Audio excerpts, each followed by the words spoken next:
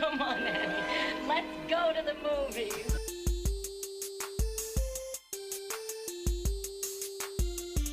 This is the Cinereelists, episode 703. My name is Kyle.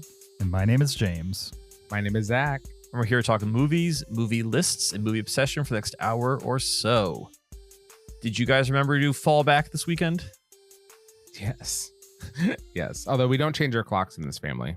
Yeah. You don't change your clocks. Correct. We leave the clocks for about 2 weeks. Is this a conscious choice or you just kind of don't get around to it? No, it's a conscious choice. And why is my question. We try to reap the benefits of it for our kids' sleep schedule for as long as possible. Oh, so you want them to still think it's the old schedule? Yes. Okay. Yes, because they'll go by the clock rather than their own like circadian rhythm. Yeah, exactly. So, so this means my daughter will go to sleep at 8 instead of 9 For a little while. Exactly, for about 2 weeks. Gotcha. Okay. Yeah. At what point do they catch on, or like, obviously I know time is all like relative, but it is still, you know, if they think it's 5 o'clock, but it's really 6 o'clock and school starts at 7. I mean, like, doesn't that mess up the morning schedule at all? Yeah, it always messes something up, but usually it's us like slowly becoming irritated with the time being wrong on the clocks. Okay. You know what I mean? Yeah. But like, as far as like the world working better for our lives, it's nicer if they're going to sleep earlier. Nice. That makes sense. Yeah. And it's not hurting anything. Exactly. Yeah. I mean, nothing really. It's the natural thing, right? And we've artificially changed the time, so it's the most normal thing that you could do for them, except for modern society, you know. But they're not in the workaday world yet, so right. Yeah.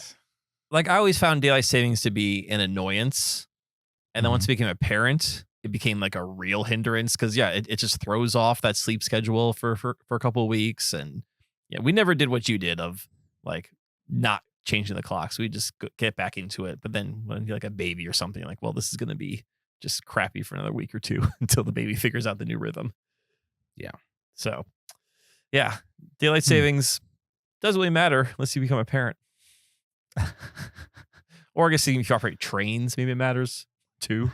Sure. Conductors and parents, those who care about daylight savings. I just turned all the clocks off of all my devices that don't automatically update. And now I don't think about it ever. You don't have any like manual hand clocks?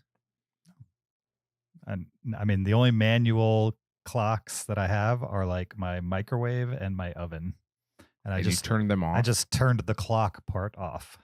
Why? That's the easiest thing to set is the microwave clock. Because then I don't have to adjust them ever. I never look at them for the time anyway. Hold on. You have just permanently taken the clock off of your microwave and your oven? It depends on your definition of permanent. There's an option to turn it off. That's what I did. I've never heard of someone handicapping their microwave and oven like that. It's not handicapping. I don't look at them for the time. And if obviously I did, there is no time. They would annoy me if they were off. And so I'd rather it just not be there. And then I don't have to set it. And everything that has an internal clock that's connected to the internet automatically updates itself. That's really funny, James. So if you're in your main room, funny or efficient? No, terrible. It's really bad system. Totally efficient. If you're in your main room, what has a clock on it? What has the time? So you have to pull out your phone. That is a terrible system. You don't just like look at a wall and there's you can just look at a wall. You have to feed the phone addiction just one more time every time you want to know the time. If I'm in my main room, meaning my living room, which is also my 100-inch TV room, there's a good chance that the TV's on. And the TV has a clock. And the I TV asked you a has a question, clock. and your answer was your phone. So are there any other clocks you want to mention? Was my answer my phone before you said main room? I don't remember. Yeah. Yeah, But you said main after. room. If I have my phone open, which is often even when I'm in my main room, the clock is right there. Wait, so on your TV, like on your remote, do you press a clock button? How do you see the clock on your TV? You hit any button on the remote. So you have to hit You have to press a button. You know, you could just look with your eyes. Yeah, you can just visually see and look at the hands. Why would I do that if it's potentially wrong? But it's not potentially. It's only wrong. It's only wrong for 10 minutes twice a year. Yeah, when you choose. Well, yeah, or no, it could be wrong for like 3 hours if you do it in advance, like most people do. Sure. Yeah. But then you set it, and then it's not wrong. Yeah, you just change before you go to bed. Yeah. This is amazing. I've never met anyone who turns off their clocks so that they don't have to know the time when they look at the microwave. You guys are saying turns off my clocks. We're talking 2 clocks, one right above the other, in a room that has a bunch of clocks that auto update. What clocks? The TV in your phone? The TV in my phone. My phone is never very far away from me. That's a problem, James. I go. think we dug to the real root of it here. I think we're trying to limit how many times you have to pull out your phone rather than increase the amount of times. Yeah. Maybe you guys are doing that, not me. I'm trying to increase the amount of time I have on my phone. James just full tilt. He's like, you know what? There's no kids in the house. I gave up a long time ago. All the time. On screen time, yeah. He has removed the light switches from his house so that he can just control it from his phone. Yeah, it's all like Philips Smart. I don't have any smart utilities in my house. No lights, no Alexa, no Google. You don't have a Nest? Nothing. James, I don't have a Nest. Oh. James, why would you want something physical on the wall when you could control it from your phone?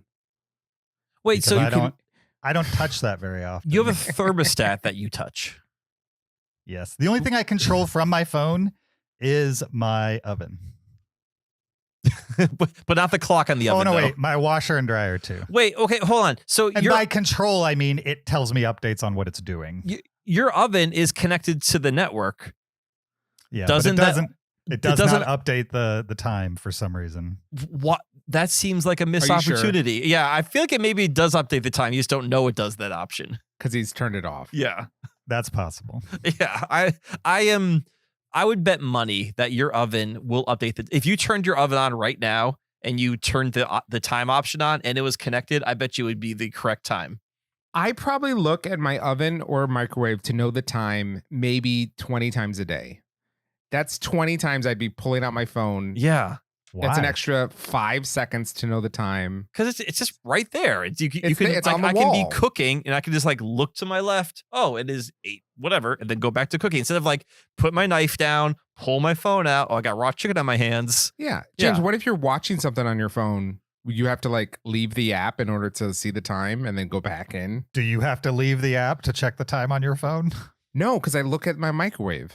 Even if it wasn't there on the microwave, would you have to leave the app to look at the time on your phone? Yeah, if you're watching YouTube full screen, you would have to leave the app in order to really? Then I'm never getting an iPhone because I absolutely do not have to leave the app to check if my... you're YouTube full screen, you have the time on your full screen? Like the time is just always there when you're watching a video? No, I might have to drag up from the top, but I'm not leaving the app that I'm in.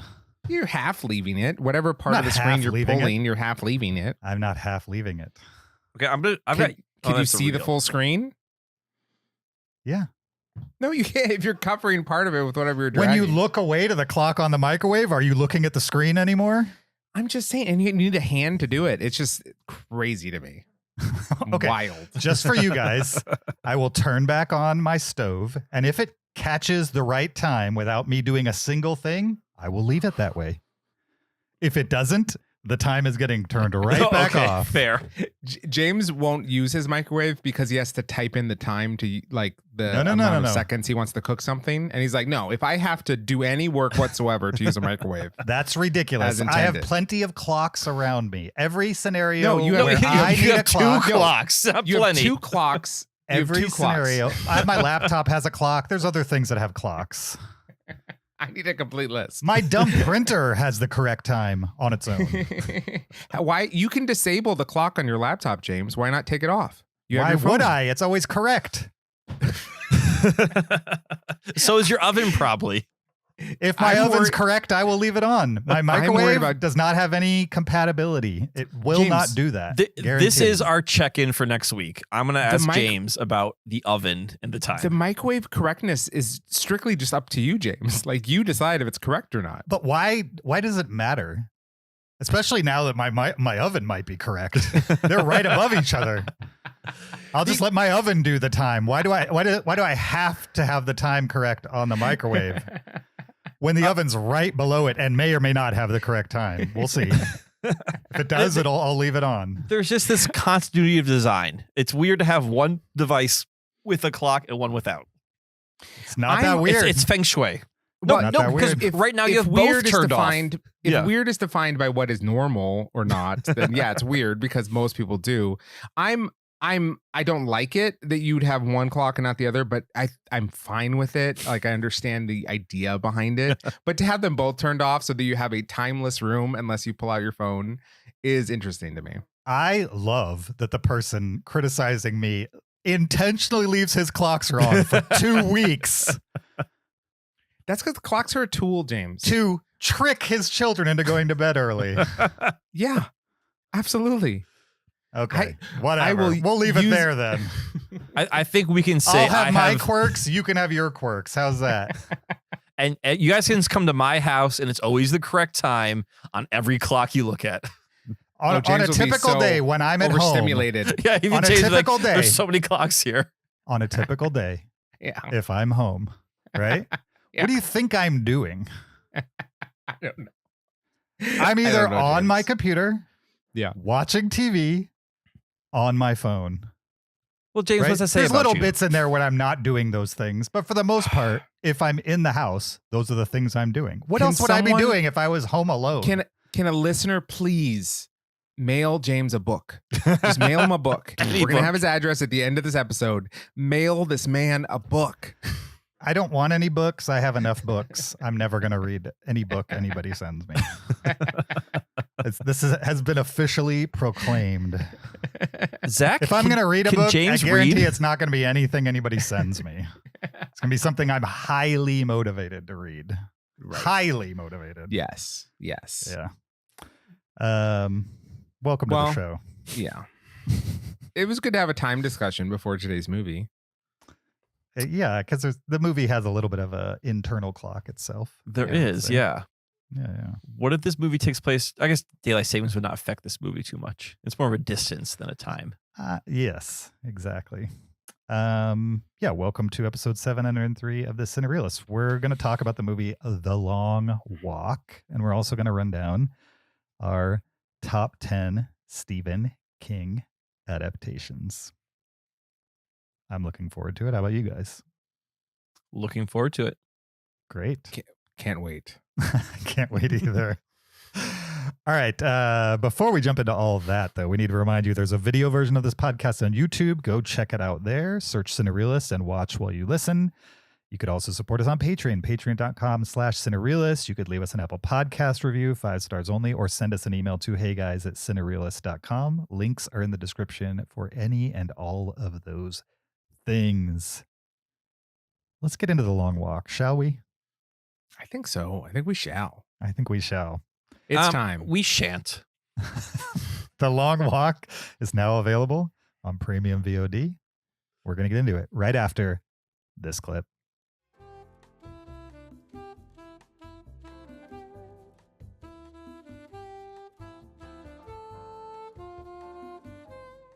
That was The Long Walk, a 2025 American dystopian survival thriller. This movie was directed by Francis Lawrence and stars Cooper Hoffman, David Johnson, Garrett Waring, Tut Nyut, Charlie Plummer, Ben Wang, Roman Griffin Davis, Josh Hamilton, Judy Greer, and Mark Hamill himself. The official IMDb plot synopsis for The Long Walk is: a group of teenage boys compete in an annual contest known as The Long Walk, in which they must maintain a certain walking speed or get shot. Pretty much exactly what it is. Yeah, I think we can say that there is a prize at the end. Yeah, the prize is you get a huge amount of money and one wish. One wish, right. And this is a dystopian alternative America where it's in a huge economic crisis. It appears to be maybe like the 70s or the 80s, just based on the technology, the cars you see. Mm-hmm. And this is sort of like the government set this up as like a way to inspire people to work hard. There's definitely a political message buried in this movie. You know, the Sure. idea of like no one wants to work anymore, which, you know, was a message that Stephen King, I think he wrote this like the 70s or the 80s. And that's a message we still hear to this day. Yeah. There's also like some mirroring, I would say, of like current politics here and there. They're not direct one-to-ones, but it felt in the vibe of. I read it as a Vietnam film, to be honest. Okay. So I think that's why you see the parallels to like, because but I read it as a Vietnam film. Because we basically live in a post-Vietnam world, Right. essentially. Yeah. Not sure this country has ever gotten over Vietnam, for sure. What did you guys think of the movie itself, The Long Walk? So I was fairly excited for this movie, which generally speaking, these kind of movies are not my favorite. I've mentioned this before, how like the battle royales, the series 7s, the idea of like a bunch of regular people competing against each other to the death is not my cup of tea. What's different about this movie is they're competing against each other, but they're not really against each other. It's really every man for himself. And you're just, it's an endurance test, right? You have to walk a certain speed until the last person is surviving. And if you fall behind, you get shot. But they're not allowed to like touch each other or meddle with each other or put, like, so I think maybe that made it a little bit easier for me to stomach this movie because you weren't quite seeing like the disgusting side of humanity. They're allowed to touch each other. Is there a rule against like sabotaging each other? I got the impression that they couldn't like hit each other or sabotage or like, push them off the edge of the road or things like that. Sure. I guess you're right. They are picking each other up and helping each other, which I was surprised that was allowed. Sure. Yeah. But yeah. But I did find this to be a dystopian film, but still a bit of a hopeful film. We can probably talk about the ending itself as in the spoiler section, but there definitely was this sort of main two characters of like nihilism versus hope. And I thought that they did a good job of trying to balance those two. My issue with a movie like this though is you kind of know everyone's going to die.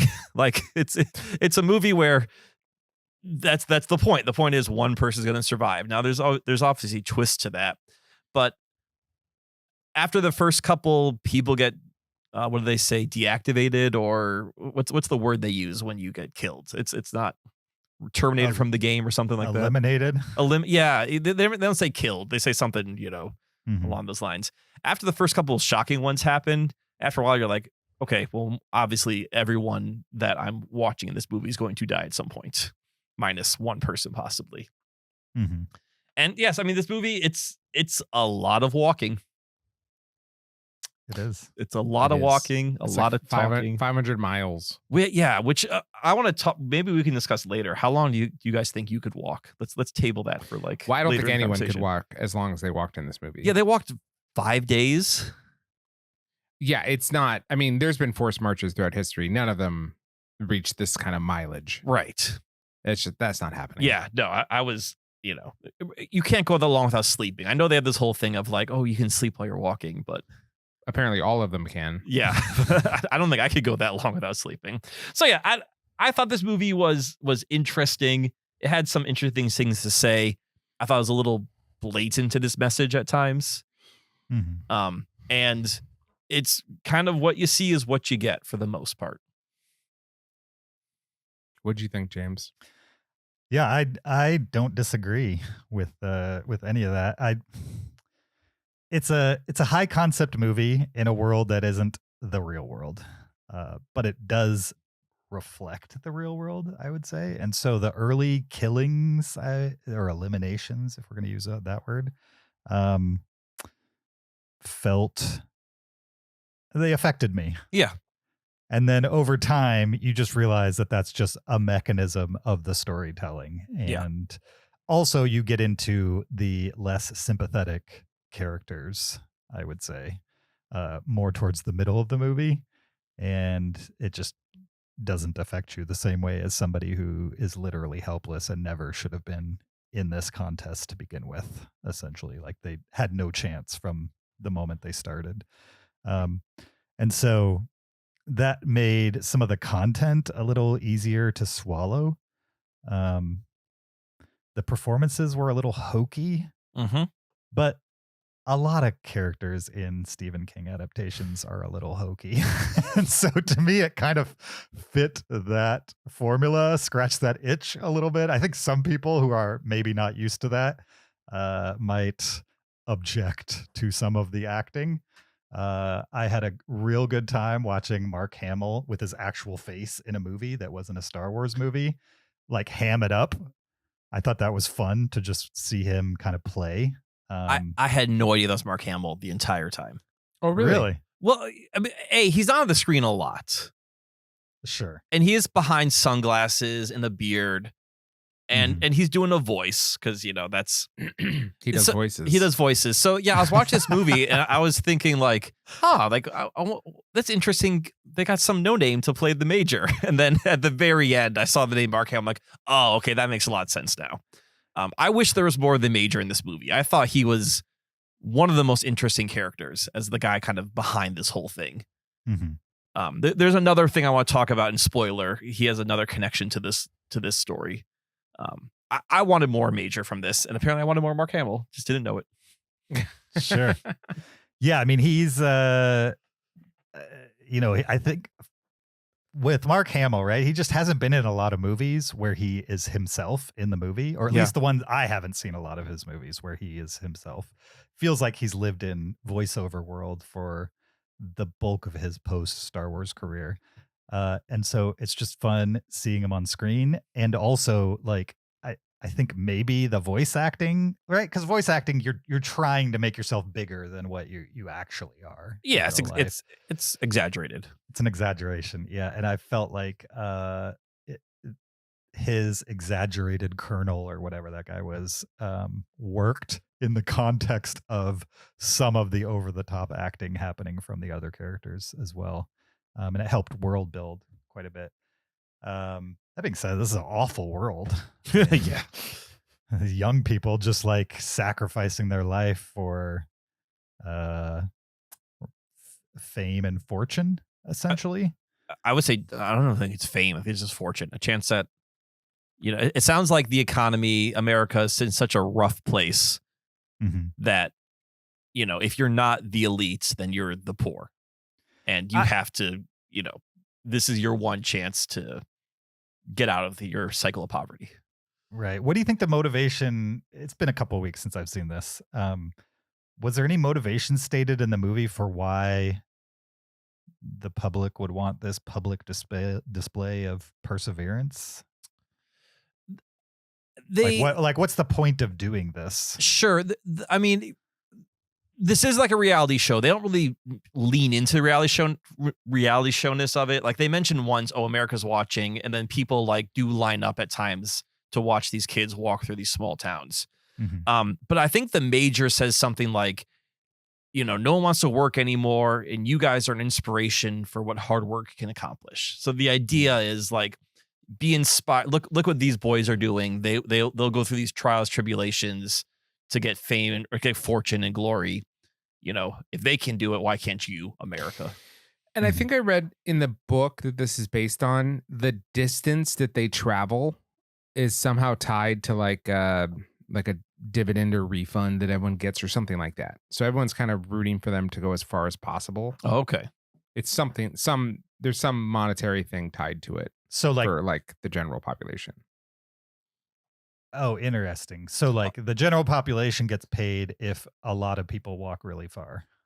Well, if one person, however they get far, that's pegged to some sort of like inflation. Oh, interesting. Okay, so that's the winner determines that basically. Yeah. Gotcha. That's from the book. Obviously not in the movie at all. Yeah, that makes more sense as to why people would be invested in this. It's definitely a sad society where this is their biggest hope in one way or another. You know what I mean? This is what's giving them hope or whatever the motivation is. Or right. This is considered entertainment. I think, humans have always been interested in some kind of blood sport on some level. This felt very like non-competitive. You were competing against other people, but like the idea that somebody's going to die at the end of it, I know that was a thing in human society at one point, but I feel like we moved beyond that. I guess we could slide back to it, but I don't know. I am completely convinced that if we had televised gladiatorial contests where people kill each other, that would be very popular. Interesting. I think people would absolutely watch that. I mean, I think about shows like Alone, and I think some people watch it wondering like, what will happen to this person alone out in the woods? I think there's a bit of a dark streak of. I agree that I'll see something. I agree that people watch it with that question in their mind. I watch it with that question in my mind. I'm shocked that nobody has died on Alone yet, to be honest. The same. Yep. I agree. I think that's probably a little bit of TV magic. They're maybe not in as much peril as it's presented, but that's besides the point. Yeah. My point is, if somebody was to die on Alone, I think there would be a good deal of people that would stop watching the show, myself included. Yeah. I think it would put a bad taste in my mouth. I think that's the bulk of normal people. The moment there's a real life repercussion to the level of somebody actually dying doing one of these reality shows, I think that's the end of it for that show anyway. Yeah, but for most people, not for everybody. Some people can disassociate or they just don't care. But I think they're in the minority. But so on Alone, no one's signing up to die, right? Obviously, they're signing up for danger, but the expectation is everyone will survive. In Zach's scenario, this is like you are signing up for a death match. And by watching it, you're signing up to watch 30 guys in their early 20s die. Yeah. 29, however many there were. 50, 50, one from each state. So 49 young people, you're signing up by watching it to see them die. Yeah. I'm not saying it's impossible for our society to get there. It just seems far-fetched as I sit here right now. Sure. Zach, what do you think? It's a movie, not reality. Go ahead. It's a movie. Man, I did not enjoy this movie. I'm not shocked. I do not know why this movie exists. I was very, very disappointed in this movie for sure. Okay. I have a lot of reasons for that. First of all, I understand that he wrote this before the Hunger Games, but in a post-Hunger Games world, why did they turn that book into a movie? There's so many of the thematic plot elements that are just straight Hunger Games, right? You have people picked from every region. Mm-hmm. They're going to compete to the last one standing. They're going to be watched. They're going to get a fantastic prize by the elite in a dystopian world. It's the same director as Hunger Games. It's the exact same thing. And it doesn't matter if the book predated Hunger Games. Yeah. We have multiple Hunger Games. I don't know why we also need this movie. Because this movie brought so much less to the table than Hunger Games did. And I'm not even a huge Hunger Games fan, right? But like, Hunger Games at least gave us world building, right? This movie told us a couple things about the why and the world and all that kind of thing, but we saw absolutely none of it. It tells us it's televised. It points out the camera even at the beginning of the movie, but like we get nothing about how it's presented or how popular it is or the why, like James's point. We see a couple people on the side of the road, but they're just eating sandwiches. I mean, they could just be out there anyways. We don't know they're watching. It's really not until the very, very end that we see spectators. Mm-hmm. And again, it's so unemphasized, tangential, unimportant. Hunger Games just did it so well. So many of these characters on the walk I did not find interesting. If they were interesting, it's just because they were these archetypes of like, you know, like tropes almost, where the character is so blatant because they've said 3 lines that perfectly encapsulate their motivations and personality. And it's like, then we just see that play out for a little bit until they get shot in the head. This movie is just, so, you know, I couldn't get on board with the conceit. Like there's so much of it that just doesn't make sense to me. Like that the whole world, it has to be like an allegory. It can't be a real fictional world with real rules and like real things happening. It has to be like a fever dream inside some, angel's brain while it sleeps or something, because it makes no sense as a real thing in a fictional world. Like why do all these people sign up for this? I mean, they're the movie desperate. gives us a reason. It says, "Oh, we all kind of do it. We never really question it. I'm not sure why." That's not a reason to sign up for this. This is a almost certain death sentence. I got the impression that so the movie did give a reason, and the reason that I saw is desperation. Like the Cooper Hoffman character says, oh, this is optional, but why does every single, I think, is it boys only maybe? Like why does every single boy in the country sign up for this? Like, if we don't have to do this, why are we doing it anyway? So I get the impression that just America is in such a terrible state, such an economic inequality state that like it is better to try and get shot than it is to try and live the rest of your life in this world. I reject that because in reality, a one person in the whole country a year wins this thing, right? Yeah. One person in the country. This is a 1 in 300 million chance, right, of winning this. Well, 1970 population is like 1 in 250 million. There's tons of people around the world and throughout history that are in the same level of poverty as I imagine the people in this world are. Although, again, we never see it. We're only told about it. Never see it. But like, there's people now in the world and throughout history that are at this level of poverty. They can't be more poor than the people we've experienced on Earth, right? In our universe.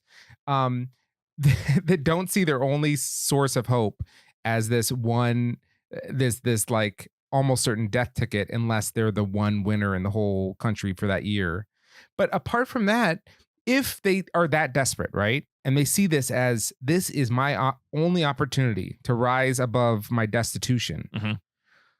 None of them have even considered physically preparing for this event whatsoever, or wearing like good dressing shoes. the part. Yeah, none of them like are dressed at all appropriately for this. Even the ones like some of them are wearing clothes just if they took the clothes off that they're wearing, they would be better prepared than wearing. Like it's like they showed up completely unknowing what they were about to do, even though everyone knows exactly what's going to happen. So you're saying with no preparation whatsoever. Poor people need to economically prepare for this. They should have gone and bought new shoes and bought new stuff. No, not economically, but maybe take off the scratchy jacket and leave on the like less scratchy jacket or something. You know what I mean? Like they're all wearing like 18 layers. And then you would think like if you have such hope that you could win this, you would in some way be like physically preparing for this. I feel like people at your local 5K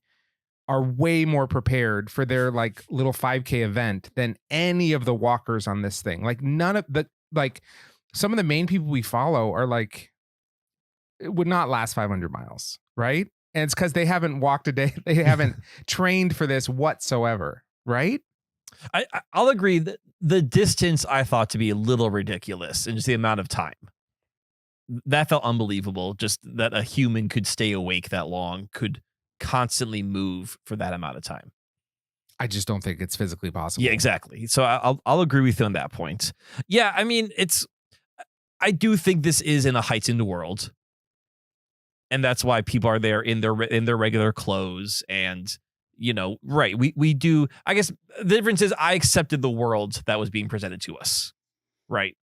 The movie said it didn't really show. I'll give you that, and you do see people watching, and people don't seem that poor. Like they're kind of walking through rural America, but like even Judy Greer drives a car, so it's like okay, well they can afford cars, I guess.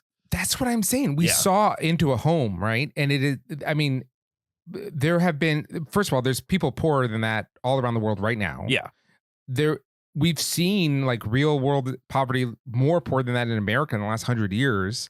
It didn't seem like, people aren't eating, their cats and stuff. Like it didn't seem like that level even. Well, all the cats went extinct 5 years ago in America. So yeah. And there's all these Chekhov guns that don't go off. I do not understand why some of these things are included in this movie for no reason. Like, remember at the very beginning of the movie, she's like, "Don't forget your baseball. You almost forgot your baseball." Oh, yeah. He's like, "Oh, thank you, baseball. Yes." And you're like, why was that even brought up? What does that tell us about the character? What does that set up for us in the story? Nothing and nothing. It's just, it has nothing to do with anything. No, it doesn't build the character for us. It shows that he is aficionado for baseball and he uses it to build a friendship. Because I do think that's one of the themes of this movie is, like everyone's saying, like, why be friends? We're all going to be dead anyway. And you have these 2 points. One is like, what's the point of this all? And one is, let's live in the moment. Mm-hmm. And I thought that was an interesting dichotomy. And that's actually, to me, that seemed to be more the message of the movie. Above the whole. What is basically, we don't have to lose our humanity in order to participate. Exactly. Yes. Yeah. Like we can be, we all know what we're going through, right? We can still be humans to go through it. And I think that can be applied to the larger world. Like, we're all going through life together. So like, we can still be friends and humans going through life, even if it's a challenge, which I thought was a positive message of this movie. This movie does go other places, which we can talk about. And I want to hear more about these Chekhov guns for sure. But yeah, I guess maybe I don't want to speak for James, but maybe you feel the same way. I think I accepted the world that this movie presented. And that's why these things didn't bother me as much. They didn't bother me either. I accepted the world. I also accept that maybe a more interesting movie is the one that Zach's describing. I'd probably I'd be receptive to what Zach's describing, a world where they do explain those things and they do show those things and stuff like that. It's probably just not what they were interested in making or what was written in the original book. It would have given us more visually, because we really just got people walking, and not like creatively either, just kind of walking, Sure. Sometimes they were shot from the front, sometimes from behind. Yes. I mean, thankfully they didn't show all 50. You know what I mean? We only saw like maybe a dozen people get shot. Well, so yeah. I was kind of wondering, like, man, are we just going to see 50 people like one by one? And then they get to the hill, and the hill seemed like a great way to like take out 20 people, 30 people, and really pare this cast down to a good 15. Mm-hmm. Right. So I appreciated the hill as an early narrative crutch to move us forward. Can I ask from the film? Let's say say the film has a message, right? Yes. Mm-hmm. Is it sending a mixed message to have this film with whatever it's trying to get across to us, right? And also have such bloody, gratuitous deaths? Because, like, by showing us such bloody, gratuitous, not gratuitous, I guess, for the plot, but such bloody, raw deaths, right? It is we are participating in the entertainment value of these deaths, right? Right. In a way that it's as commodified as like the audience of the film. Yeah, I don't think this movie needed to have violent deaths. Like, it could have just been out of focus characters in the back of the road being shot in the head, and that would have been enough for me. I didn't need to see brains being blown out. So I don't think that added to the movie. So yeah, Zach, I do think you are right that just adds to the shock value. And are we just participating now in the violence? You guys saw it more recently than I did. I think they do cut away every now and then. It's not like every single death is like extreme. There's definitely some that are. I agree. But there's some of them that are from far away. Some of them they completely cut away and you're just hearing a gunshot. But I thought for me, those were more effective when it was in the background, because that's more how the characters were experiencing it. Like they couldn't really turn around, stop to watch it. They had to just keep moving. And then behind them, this horror was happening. And I thought that was a better use of the violence versus like a close up of some kid's jaw flying off, which was like, okay, I don't need that. Now, maybe if this was more about reality TV and they had like a cameraman who was like up in it, but they didn't. So you're right. I think that could have been, Zach, what you were saying, that could have been more interesting if there was more of the commentary about the audience participating in the violence. But you're right, they don't have they don't have a cameraman in this movie like running around filming this stuff. Yeah. I mean, what an interesting visual that would have been. Like, there's someone on the ground. On one side's a soldier pointing a gun. On the other side's a cameraman pointing a camera. Yeah. I mean, that right there is like, that's quite a message. That's the poster. Yeah. Stephen King revisited this entire concept again. With Running Man? With Running Man, yeah. But that's such a cheesy movie. I know, but it's an extension of this. You can see the DNA of Running Man in this movie for sure. He had to walk before he could run. Yeah. Zach, that's really good. Before Zach said it, I hadn't really considered it as like related to the Vietnam War, but now that you mention it, like the idea that these are mostly young men who don't fully understand what they're getting themselves into. They're poor. They are selected for this service, and then they can decide not to do it, and for various reasons, most of which maybe you could chalk up to like young bravado, they stay in it. And then they see people dying, and it becomes very real to them. To me, that makes sense as an allegory to... They have dog tags. Yeah, young people going to war. Yeah, and I guess maybe it's an anti-war movie on some level.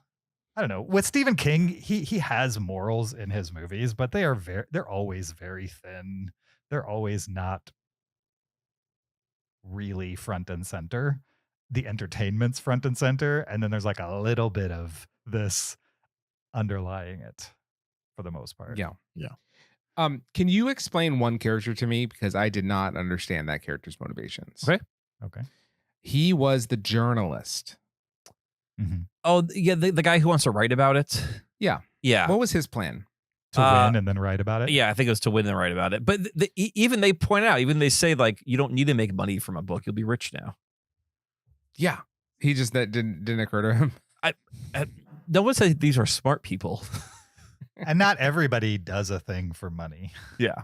Sure. So his idea was, I'm going to be able to walk faster than everyone. Not faster, longer. I'm going to walk longer than everyone else in order to write an article about this that everyone else is watching on TV.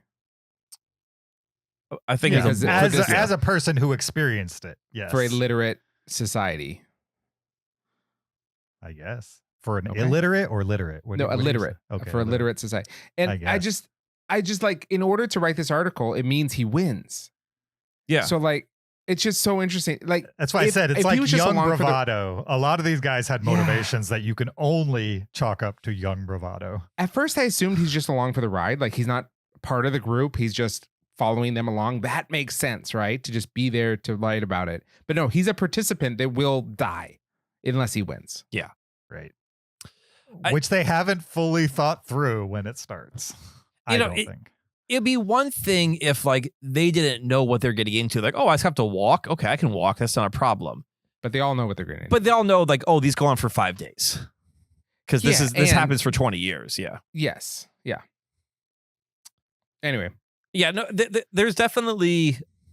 I didn't get it. It sounds like you get it. You just didn't like it. Yeah, you didn't like it. What? Let me ask you this. Yeah. Was it entertaining? I was entertained. Okay. Yeah, I was. None of it felt like completely rote. It wasn't a feel good movie. Sure. Probably not one that I'll ever watch again. But I definitely didn't. I wasn't bored by it. I didn't necessarily even have a bad taste in my mouth. I've seen a lot of horror movies though that are just pointless, completely pointless and boring. And this was not that. Here's another question. They call this a dystopian survival thriller film. Wikipedia does. Would you guys agree with that? Yes, I would agree with all 3 of those words. I feel like horror is missing from that. I don't think it's a horror film. Yeah. No? I also don't think it's a thriller. What would you call it then? It's just dystopian survivor. Dystopian survival. Maybe, yeah. Okay. Yeah. Yeah, or like dystopian competition film. Competition film. I don't know if that's a category. Well, it is with Hunger Hunger Games Games, and Battle yeah, Royale yeah. and Series Yeah. 7. Yeah, it's a genre now. There's been a couple of those. Yes. Running but Man. Sure. I guess. Rocky. I think that's dystopian. He had to make It's it not 15 dystopian. rounds. Yeah. I agree. Not dystopian. It's a little dystopian when you get up to like 5. So I will say, aside from the two main characters, everyone else kind of felt like a caricature. Kind of. I Yeah, felt like- like the two main characters felt like a caricature too. Well, David Johnson, who I like as an actor, his accent was not working for me. That felt way too like country southern fried. Which one was David Johnson? The He main was- kid or his friend? His friend. Okay. Yes. Yeah, I'm Licorice trying to think Pizza of was what the main else I've kid. seen him in. David Johnson. Oh, he was Oh. in Alien Romulus. He was in Rye Lane. Okay. I Yeah. know this kid from Alien Romulus. Yeah, he played David, I think, in Alien Romulus or whatever. I don't know. He played the android. I haven't seen Rye Lane. Did you see Rye Lane?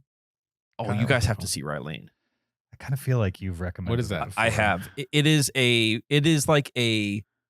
It's a rom-com version of Before Sunrise, Cool. where like two people. It takes place in London, and two people meet and they just spend the day together. I'm But into it. but it's a rom-com version of that. Zach, 82 minutes. I'm into it. Yeah, Nice it's and not short. dystopian. No one gets shot in the head. Hour and 20 minutes with credits. Yeah, I liked Rye Lane a lot. I get excited about short movies these days. I'm I like, yes. if I have to watch a movie, not if I have time to watch a movie, and it's not for the podcast, I will go to my watch list. I will sort by runtime, and then I'll like do the math. Like, well, it's 9:30 now. How late do I want to stay up? And then that's how I pick a movie to watch. So, Sure. and it's Absolutely. usually it's somewhere between that 90 to 120 sweet spot. It's really hard to go above 120 right now, unless like I'm got a whole evening to myself, or it's for the podcast and I'm dedicated like- to doing it. Really invested. Yeah. Exactly. But yeah, if it's like a Tuesday night, so I'm like, oh, 120 seems like a long time right now. So Yeah. Question. yes. What do you think is the farthest you've ever walked? In one sitting. Yeah. Well, in one day, maybe. Well, I used to. I did the Tongariro hike in New Zealand, and that was is that 12 miles or 12 kilometers? Let me look that up. There was a day I think it was 12 kilometers. when I was in London, circa 2017-ish, where I walked like 17 miles in one day. Nice. But I definitely was not continuous. It was like walk Sure. here, Yeah. walk around a museum, walk there, walk. It was Yeah. just like from 8 o'clock to 10 o'clock at night, just walking around. everywhere. Same for me. It was in Paris. We just walked everywhere in Paris, and it was 22-mile day. Yeah. Also, when I was on that trip, I got bad shin splints. And Really? that was at the beginning of that trip. That was like a month-long Europe trip. And like within a few days, I was in so much pain. My feet were not used to walking that much, Yeah. for sure. Yeah. Tongariro Crossing is 12 and a half miles, Okay, nice. and that's hiking. So it wasn't just flat city. So that's probably the longest I've done in one day. Maybe walk around a city I've done more, but I haven't tracked it. Sure. Yeah, 500 miles is not happening. Sorry. Okay, so do we need a spoiler chat for this? I mean, I don't know if I need it. It's Okay. we could pick apart some things. I had some questions on some characters, but I don't know if you guys have any more insight than I do. Sure. I guess I was surprised by the gullibility of some of the characters at the end of the film, but Sure. that's just par for the course for this movie. As in like the final wish. No, the final wish granter. Yeah, that's what I mean. Yeah. Yeah. The final wish Just- grantor just said okay. Yeah, just seemed half baked to me, but Yeah. that's fine. I think he was probably delusionally confident as well. That's I a mean- lot of delusion. Sure. Yeah. He seemed like somebody who's pretty full of themselves and might not be able to see. Ooh, okay. I have Reality. one spoiler question. Maybe we can do a short spoiler section. Okay. I don't think we have to do it at the end. Maybe just rank it, then do a quick little the one spoiler question. I don't know. Okay. However you want to do it. Anything else before we jump into that little 5-minute spoiler section? No. All right. Let's letterbox rank this. Letterbox rank. Letterbox. Let's apply letterbox. Let's put some stars. To this. Let's rank some movies. Let's rank some movies. Let's rank some movies. Or a movie, preferably. What are you guys gonna give this out of 5 stars, letterbox style? I'm gonna give this 3 stars. I also gave it a 3. 4.5. Negative, No, right? The 1.5. 1.5. Okay. All right. Yeah. Fair. A 1.5 and 2 3s for The Long Walk. If you don't want to hear spoilers, then just fast forward like 2 or 3 minutes, or look at the timestamps in the description. Otherwise, we're gonna probably mildly spoil the movie for you right now. All right. My biggest question was with the contestant who turned out to be the major's illegitimate son. Mm-hmm. Which right away, when we see him in his dog tags, the major says, "Good luck, son." And I was like, okay, well, this is obviously his actual kid, even though it's trying to be like he calls everyone son. It was pretty telegraphed. At one point, they're like, they're all talking while he's still alive. They're like, "Oh, what's your deal?" And he says, "Oh, I'm the rabbit. Like I'm what the dogs chase that can never actually be caught." So is the idea that this game is rigged? Was he supposed to be the winner? Because he was like in shape. He was, like he seemed the most prepared for this. It turns out he got sick or something like that and wasn't able to make it. But was this movie trying to say that this whole thing is rigged? I don't think so. Zach? I did not know what he meant by being the rabbit. Okay. I just wondered because it seemed to be like, oh yeah, I'm supposed to just always be the one you're trying to catch. I think the vibe I got, I don't remember if they actually say this in the movie or not, but the vibe I got was that he was doing it to spite his dad, and that he thought he was going to win to spite his dad. And yeah, it never crossed my mind that they rigged it to make sure he got into it so that the other boys would walk a really far way. Okay. Or whatever. Because I was expecting that to be a twist of this movie, is that, oh, this whole thing's rigged. Like no one wins, or, it's unattainable or whatever. Yeah. No, I think it played out exactly how it has played out the other 19 years. Apparently. Boys walk one direction and the last one standing wins. Yeah. Basically. and then every boy, not every boy, but the ones they focus on have their motivations. Some of them are super thin. Some of them are even thinner, I would say, as far as motivations go. Speaking of thin, they were saying how not having body fat was an advantage. Mm-hmm. I think for an endurance test like this, you want to have a little extra body fat because your body's going to start cannibalizing itself. Exactly. Like, isn't that who wins alone is the person who essentially lose the most weight safely? Always, yeah. It's always that. So like, it's usually the heaviest person who enters, or the most overweight person who enters alone is the person who wins because they could just survive off their own body. Yeah, for the most part. They definitely know that on that show, they know that towards the end, you're not going to have food. And so how long can your body just make it? Until they medically say, you can't be here anymore. It's not safe. Yeah. So exactly. Okay, I have other little things we could talk about. That was my big one. Was this guy? Who was this guy? And it sounds like you guys thought he is who he says. He was just another contestant. Yeah, who didn't like his dad. Right. Yeah. And wanted to spite him. The very, very end of the film, like the last shot kind of a thing, that's just magical realism, correct? As in, you thought there would be consequences to his actions? Right. I mean, he just kind of walks away, right? That's not actually what happened in this world, right? Or is it?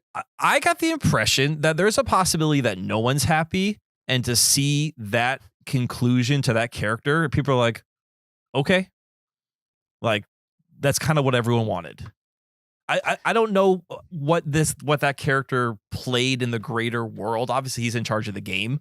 I don't know like what he plays in the greater conflict of the economic inequality. But I could see a scenario where that happens, and then everyone's like, even the soldiers are like, okay, well, we're not going to react to that. Well, wouldn't that be incredibly silly though? But if they're acting out of fear of him, right? And now he's gone. What's their motivation to continue to act? He can't be like the head honcho of this like dystopian government. He's only a major, yeah. He's a major, and he is the guy that makes house calls for like random like dissidents, that killed the father. Like, yeah, he's not like running the government if he's making nighttime house calls on like random people that told their son too much. He's a really hands-on leader. Okay, do you know what I mean? Like he's not the top dog. And what all of these people like, oh, he got shot, and so now they don't have to follow the government anymore. Like they're not afraid of his boss or anything like that. Do they say anything about it being like the major's pet project or anything like that? I kind of get the impression that this was his thing. Yes. Yeah, I got the impression by that ending that this was the end of the long walk. That was the only way this was going to end. So it's not magical realism. The guy survives at the end and walks away. That's how I read it. Yes, I think there's a scenario, but I was also expecting it to be like he does his act, cut to black, and you hear a bunch of more gunshots of like him. We don't need to see that actual death. But he's like the only person that could get away with killing that major. Why? Because he just walked 5 days straight, and the nation watched him do it. He's a national hero. Right. He's the winner. I mean? He got his wish. Yeah. Right. Does he still get the money? I don't know.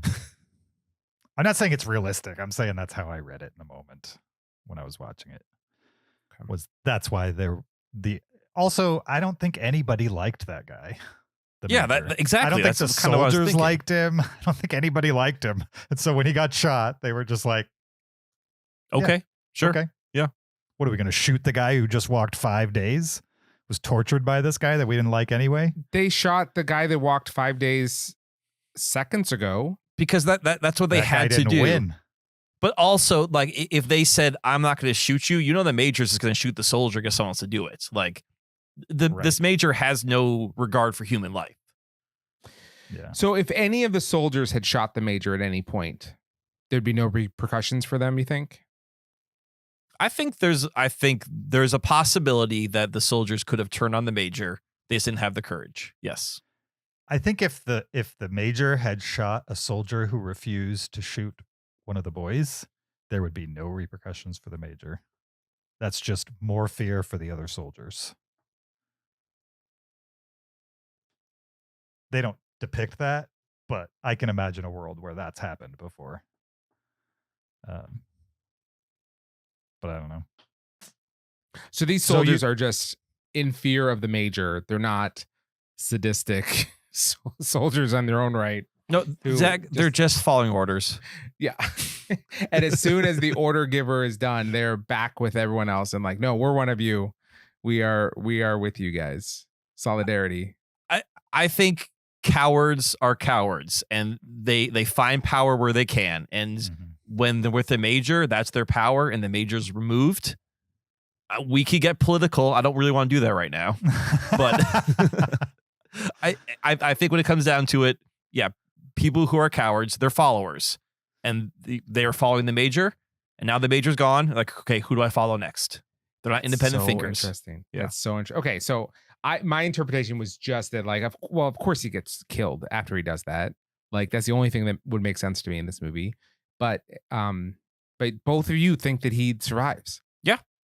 Interesting. In the world of this movie, because again, this is a heightened world. Obviously, it's not, our direct world.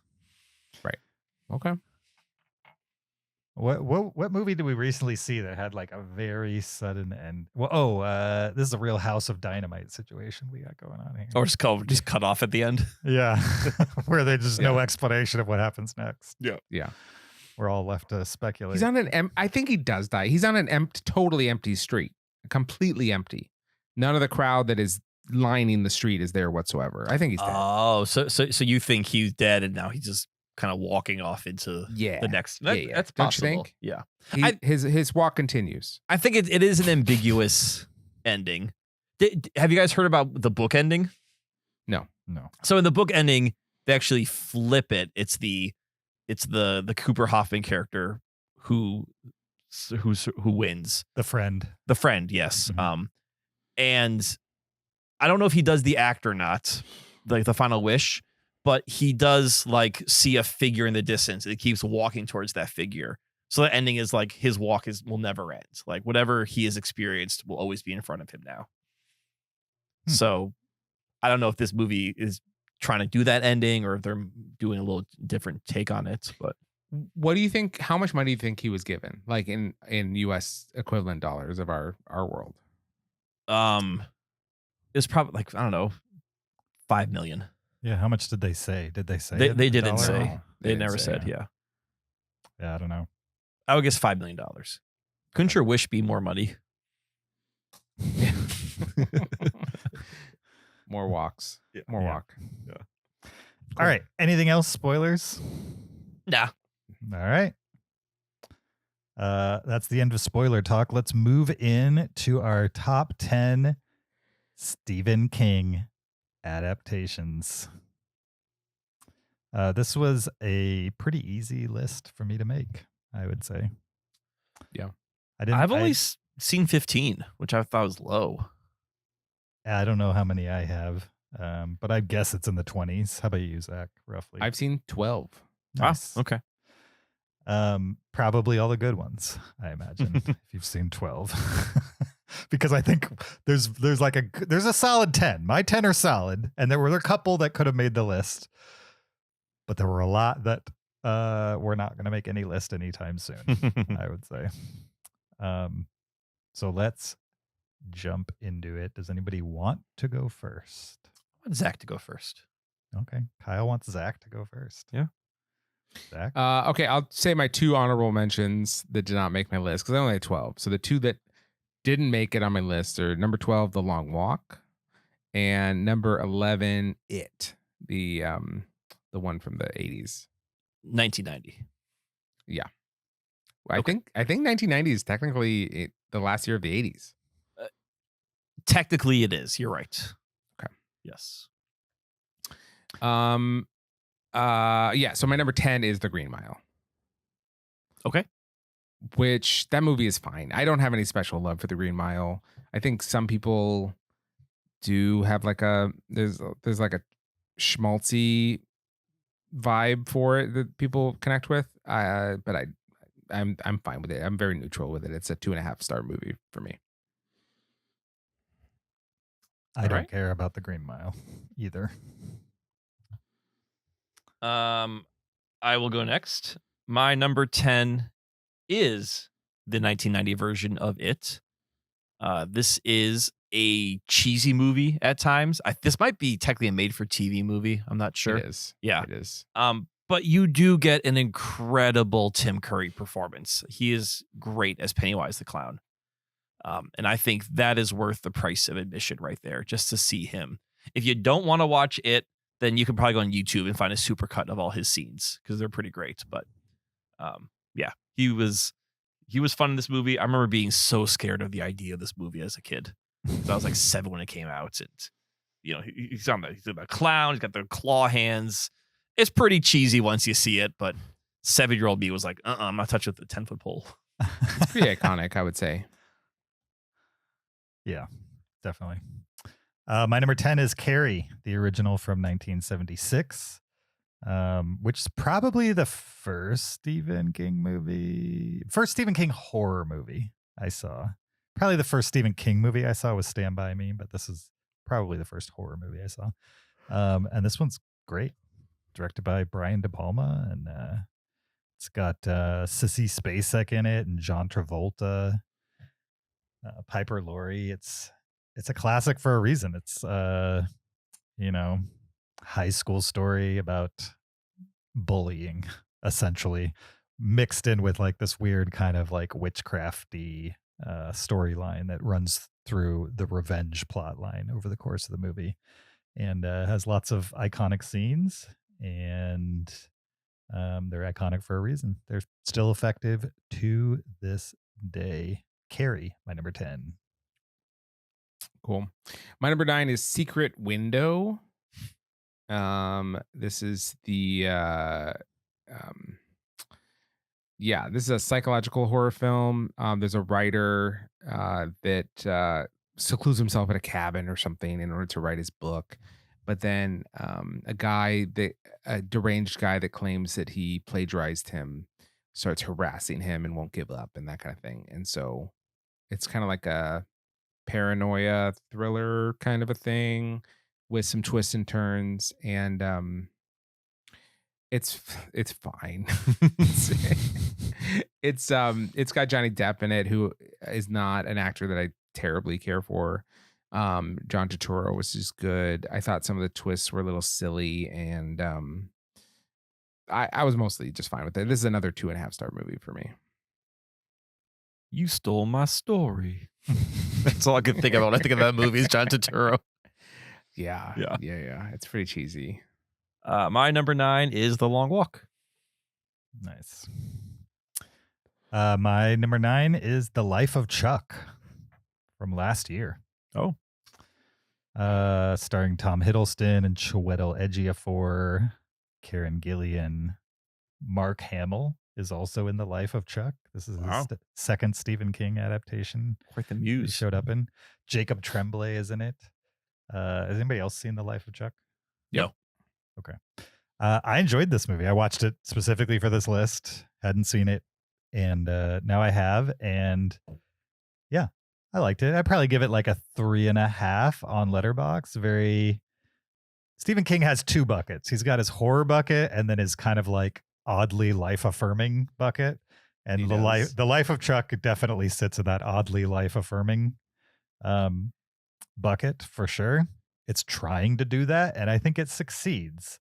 That being said, the first segment of this movie, which it's told backwards in 3 chapters, the triptych. Oh yeah, right, classic. The first segment was awesome. I wanted to live in that for a 2-hour movie.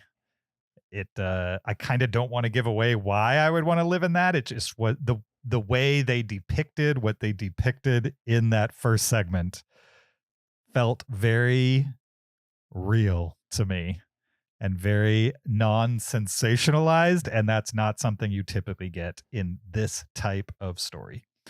And I really loved that. And then it moved on and went backwards in time. I was like, okay, I'm going to try to accept that we're not in that story anymore, that we're in the lead up to that story, even though that's far less interesting to me. And they had this little middle section that was thankfully short.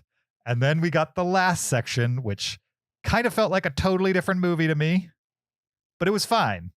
I think if you go into it thinking it's like 3 short stories that are kind of connected, it works.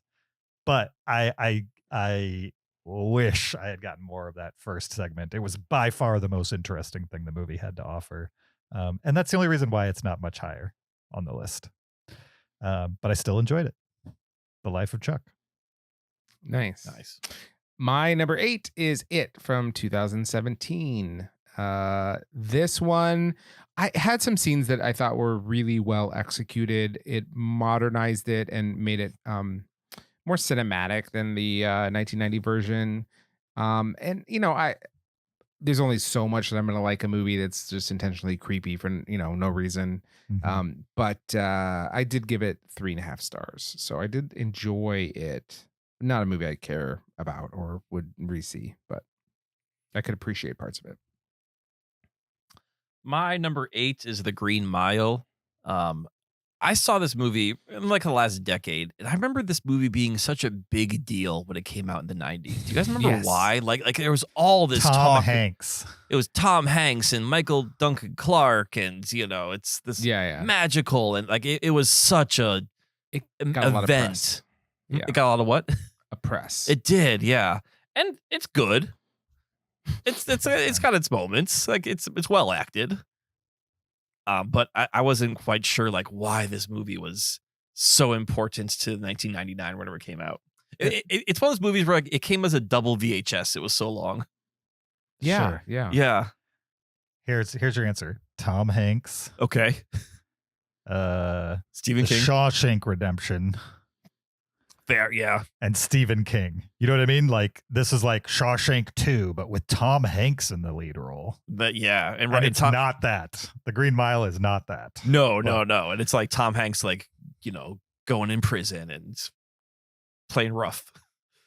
Sure. Yeah. Something like that. And plus, this is like what? Right after Goodwill, or not Goodwill Saving Private Ryan? Saving Private Ryan. Yeah. So just Tom Hanks, like prime Tom Hanks. It makes sense. Right. Yeah. My number 8. From 19. Sorry, you needed to say something else there. No, is it Michael Duncan? Didn't he die right after this or something? No, he's dead, but not right after this. He died in the last 5-10 years, I think. Oh, really? Probably 10 years, yeah. Okay. Green Mile was what? 2000s, early 2000s, late 90s? 99, I think. Michael Clark Duncan died in 2012. So 12 to 13 years after. Okay. All right. My number 8 from 1983, Christine, which is the killer car movie. Starring Keith Gordon and John Stockwell, Harry Dean Stanton's, and a bunch of people from the 80s. I think this one firmly a cult classic, pretty cheesy, but interesting. I read some reviews on this just to refresh my memory on Christine, and lots of people comparing this to like, not necessarily comparing, but saying that it's like an allegory for like, I don't know, machoism. There's a better term for that. Machismo. Yeah. Toxic masculinity. Toxic masculinity, okay. maybe, and the idea that like, having a nice vehicle has been considered a status symbol over the years. And the idea of like having your identity wrapped up in something like that and letting it define you even at the detriment of your relationships or your empathy for other people, that type of stuff. Sure, that's in there. And also see it for the exploding gas station scene where the car is on fire and then runs over the main bad bully in the movie. It's quite amazing and will remind you why special effects still have not eclipsed practical effects for sure. So watching that car fully engulfed in flames come rolling out of that gas station fully engulfed in flames looks amazing. Yeah. Christine, my number 8. Nice. Okay, my number 7 is Misery. This is the Kathy Bates, James Caan film. Basically, James Caan is a famous author and he gets in a car accident. He wakes up and Kathy Bates has taken him in to help him recuperate. And he quickly realizes that she's an obsessed fan and she's never going to let him go. And so he has to escape. And I caught up with this movie late. It came out in, I think, 1990. I probably saw it within the last 5-6 years, something like that. And I really enjoyed it. I thought this movie was a good little thriller. And I like James Caan in it. Kathy Bates. This is probably my favorite Kathy Bates role that I've seen her in. Richard Farnsworth has a memorable scene in it. And I like this movie. I thought it is a good little story. So I enjoyed it. Nice.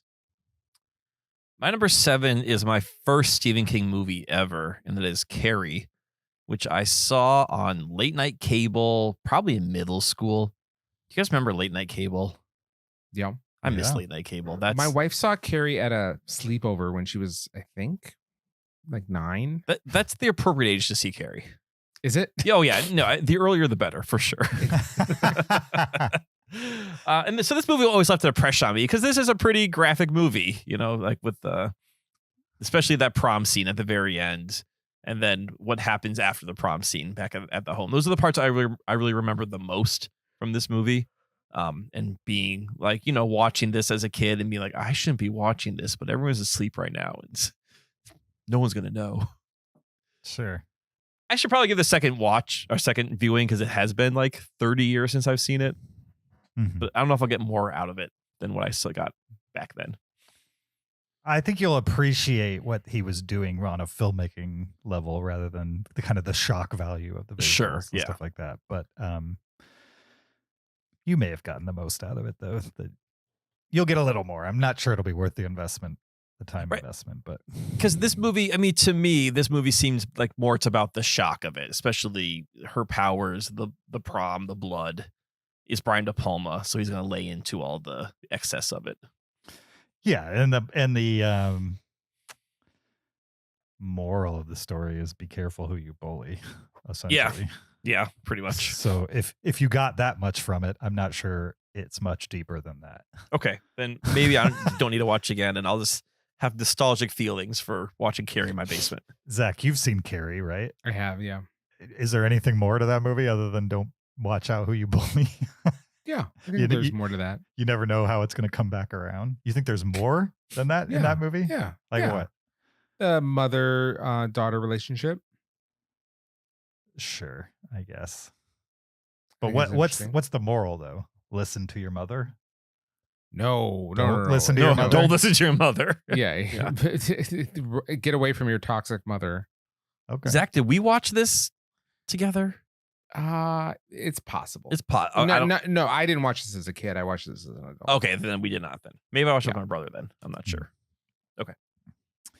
My number 7 is from 2007. It's The Mist, directed by Frank Darabont. His third Stephen King adaptation behind Shawshank Redemption and The Green Mile. Oh. Which one of these is not like the others, for sure. The Mist is a straightforward horror movie about a bunch of people who get trapped in a supermarket. There's a mysterious mist outside, and if you go out there, you're going to get got by whatever is out there in the mist. Yikes. It's a movie that stars Thomas Jane and Marcia Gay Harden and a bunch of other people from the mid-aughts that I'm sure you'd recognize on screen, but probably don't know their name. And I enjoy this movie. I mean, it's a tight little genre movie, people surviving in a single location. That tends to be something that I'm attracted to. And I rewatched this movie for this list, and I didn't remember just how bad the creature effects are in it. Yeah, they don't look great. It's really, really bad. This is like that moment in time when they're trying to do visual effects and they're getting there, but it is not very realistic looking. It's very clear that they're just not there with the texturing on the 3D models. Let's just put it that way. Like those giant bees that are flying around with the stingers. Yeah, or like the like Lovecraftian tentacle monster that's coming under the back door of the yes, the back. Yep. It's really bad. The acting, like in a lot of Stephen King horror movies, is pretty stunted and silly at times. Everybody is caricatured to the hilt, and I'm sure it's written that way in the original story, and thus it is that way on the screen. But maybe do a little more adapting to these things. So the mist didn't kill people. It was just they obscured creatures that killed people. Yes, correct. Yes. Okay. Yeah, I gotcha. The creatures came with the mist. Gotcha. Yeah, but if you want to watch a horror movie that's more silly than horror, kind of entertaining, an interesting kind of like survival movie, I mean, this is the one for you. You can't possibly take this movie seriously unless you're like 9 years old or something like that. But if you're an adult watching this, you will not be scared at all. It's very surface level everything. So and once the effects show up on screen, it's so laughably bad that in no world is anybody believing this is happening. Go ahead, Kyle. It does have a real downer of an ending. I love the ending. I mean, a lot of people don't. It's dark. But it's dark. So I think that's agree. something, it's not a light horror film. I mean, it is most of the way through. It is kind of people surviving against silly effect monsters. Mhm. And then the last couple minutes are a bit of a gut punch. See, I never took the movie very seriously, so I was never gut punched by the ending. But I do, more than me liking the ending is me liking what you just described as everybody else's reaction to the ending. You like that. You like not trolling people with the movie, but you're like, oh, go watch The Mist. I'm not trolling people with the movie. I think it's hilarious that people ever took that ending seriously. And like, were even gut punched by it. I think that's hilarious. Zach, do you know the ending to this movie? I just looked it up. It's a pretty brutal thing to love. It's not. I don't find it hilarious. It's like it's. I think it's hilarious that other people take it that. Zach, you got to watch The Mist and tell us, could you possibly take that movie seriously enough to be gut punched by the ending? It sounds like a pretty brutal ending. There's no chance. I disagree. I thought that ending was pretty brutal. Well, sounds I find your reaction to it hilarious. I'm glad me being a human is hilarious to you. Good. Zach, what's your number 6? My number 6 is Stand By Me. This is a 1986 adaptation of a Stephen King work. It's kind of like a Sandlot, but for adults. It features a bunch of kids, kind of coming age story. River Phoenix is in it. Corey Feldman, Jerry O'Connell, Kiefer Sutherland, Richard Dreyfuss, and they find a dead body in the woods. Like, I think, was it hit by a train? Yeah, I believe so. Yeah. Yeah. And yeah, it's got like this like nostalgic vibe to it, right? Like, remember when we were kids and the trouble we'd get up to, and everything was so serious, and we grew a lot that summer, and those kind of vibes to it. And I liked it. It was good. I don't love it. I think some people probably really attach themselves to this movie, like it hits that exact sweet spot of nostalgia for them, that it doesn't for me. But maybe if I was like, you changed my age by 3 years or something, then maybe it would, kind of a thing. But it's a good movie. I'd recommend it, but it's not something I'm obsessed with. But Stand By Me. Do you remember watching this in high school, or did you catch it later? Yeah, we watched this at school. Okay, yeah, okay. In school. Yeah. In school, I don't know why did we watch this in school. Because I think we were doing a unit on coming of age stories. Okay. Because we did like the other one about the boy who falls out of the tree and breaks his leg, and The Boy Who Could Fly? No, it's like it's like Phineas or something. It's this book. I remember reading this book. It's like the kids at a prep school, and like two guys become friends, and like one's super cool and one's like the nerdy one who wants to be cool, and like the nerdy one or the cool one falls out of a tree and either breaks his leg or dies, and the consequences of losing his friend. Okay. But yeah, so anyway, I think we were doing, it was like sophomore year, right? We're doing like a whole unit on coming of age something stories. like that. Yeah. My number 6 is the previously mentioned The Mist, and I think we kind of already discussed it, so nothing else to add. Nice. My number 6 is Thinner from 1996, which is about a guy who's a little overweight, I would say, who wrongs a gypsy. Can you say Romani? Romani? Yes, thank you. Romanian person? Is that what you're saying? No. A Romani. No. Yeah. That's the term you're supposed to use, James. Well, the movie calls him a gypsy. Well, yeah, because it came out in like 1990. I'm just repeating what the movie said. All right. I'm just reporting facts here, people. That's Find a Romani gypsy. Nope. Don't need to qualify gypsy. He wrongs. Is gypsy a really bad term? Yeah. Yes. I mean, it was a all-encompassing term used to describe a group of undesirable people by other Europeans. They never called themselves gypsies. It was like put on them. Like, oh, you're a gypsy. Kyle, you consider them undesirable? By the people who named them that. So, sure. Yes. So it was like a pejorative term for these for the Romani people. For the record, I don't see Romani people as a negative term or as a negative people. No, I don't think any of us on this do. It's just saying that's how the term was applied to them. I'm just saying I'm not using that term in a negative way. I'm using it because the movie called them that. You guys are Anyway, the point is he wronged this woman, this old lady, and she puts a curse on him that he will lose weight.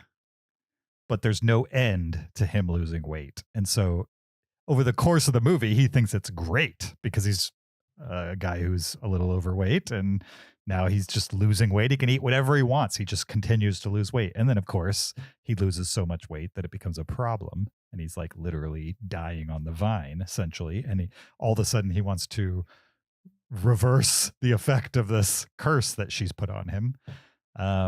Pretty simple story. And simply told, it's very 90s, I would say. The makeup effects are not good. And it's pretty cheesy. And despite all of that, I love it. It's a very silly movie with a simple premise that it delivers on.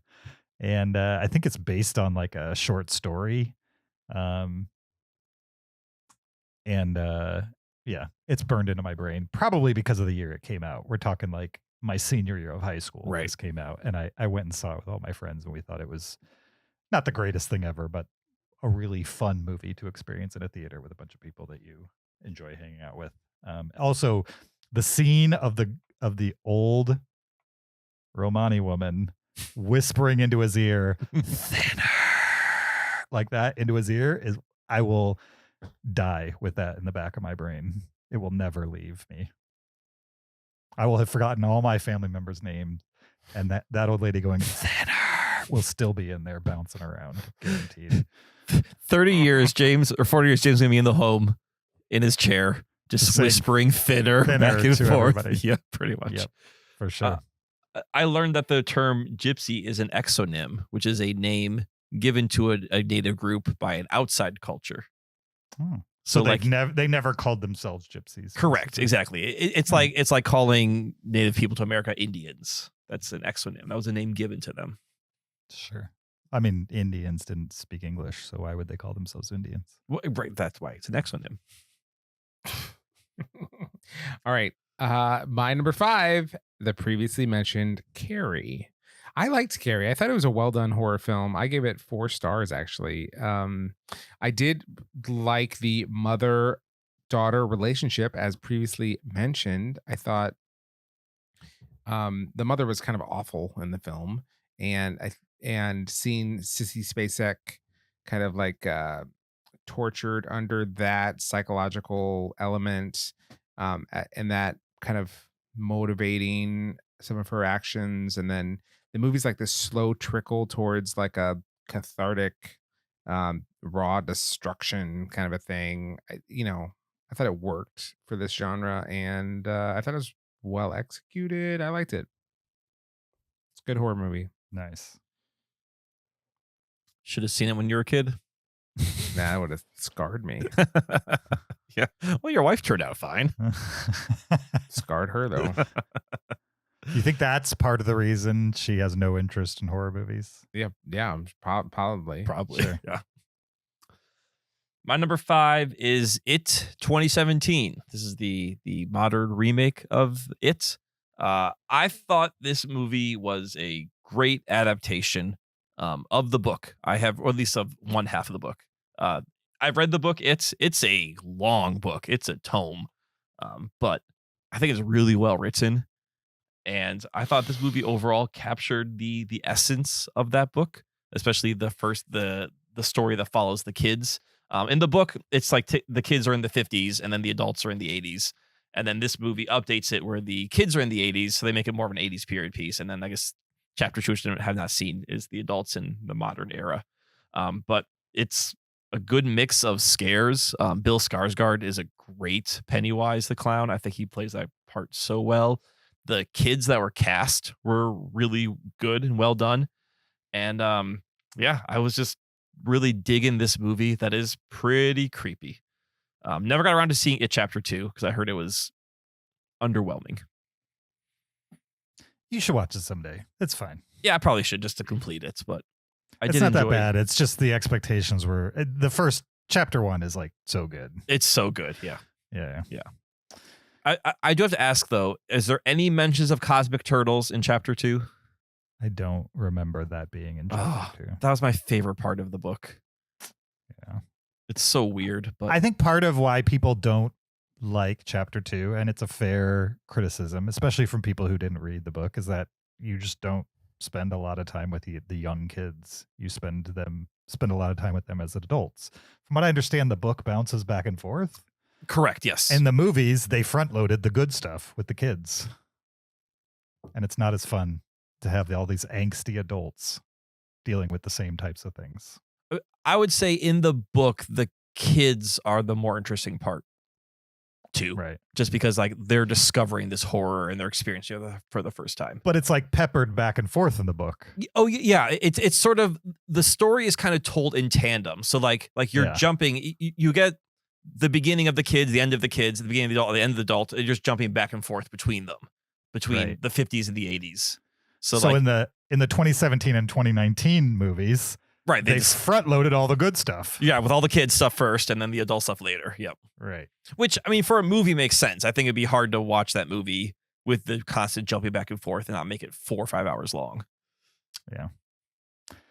My number 5 is definitely a delineating line between movies that I like well enough and movies that I think are good to great, I would say. Starting with Misery from 1990. Zach already mentioned it. I don't remember if Kyle had it on his list, but Zach definitely did. I agree with Zach. Love that movie. I think it's like a masterclass of like 2 actors in most of the movie just bouncing and vibing with each other. Like they are complementing each other flawlessly.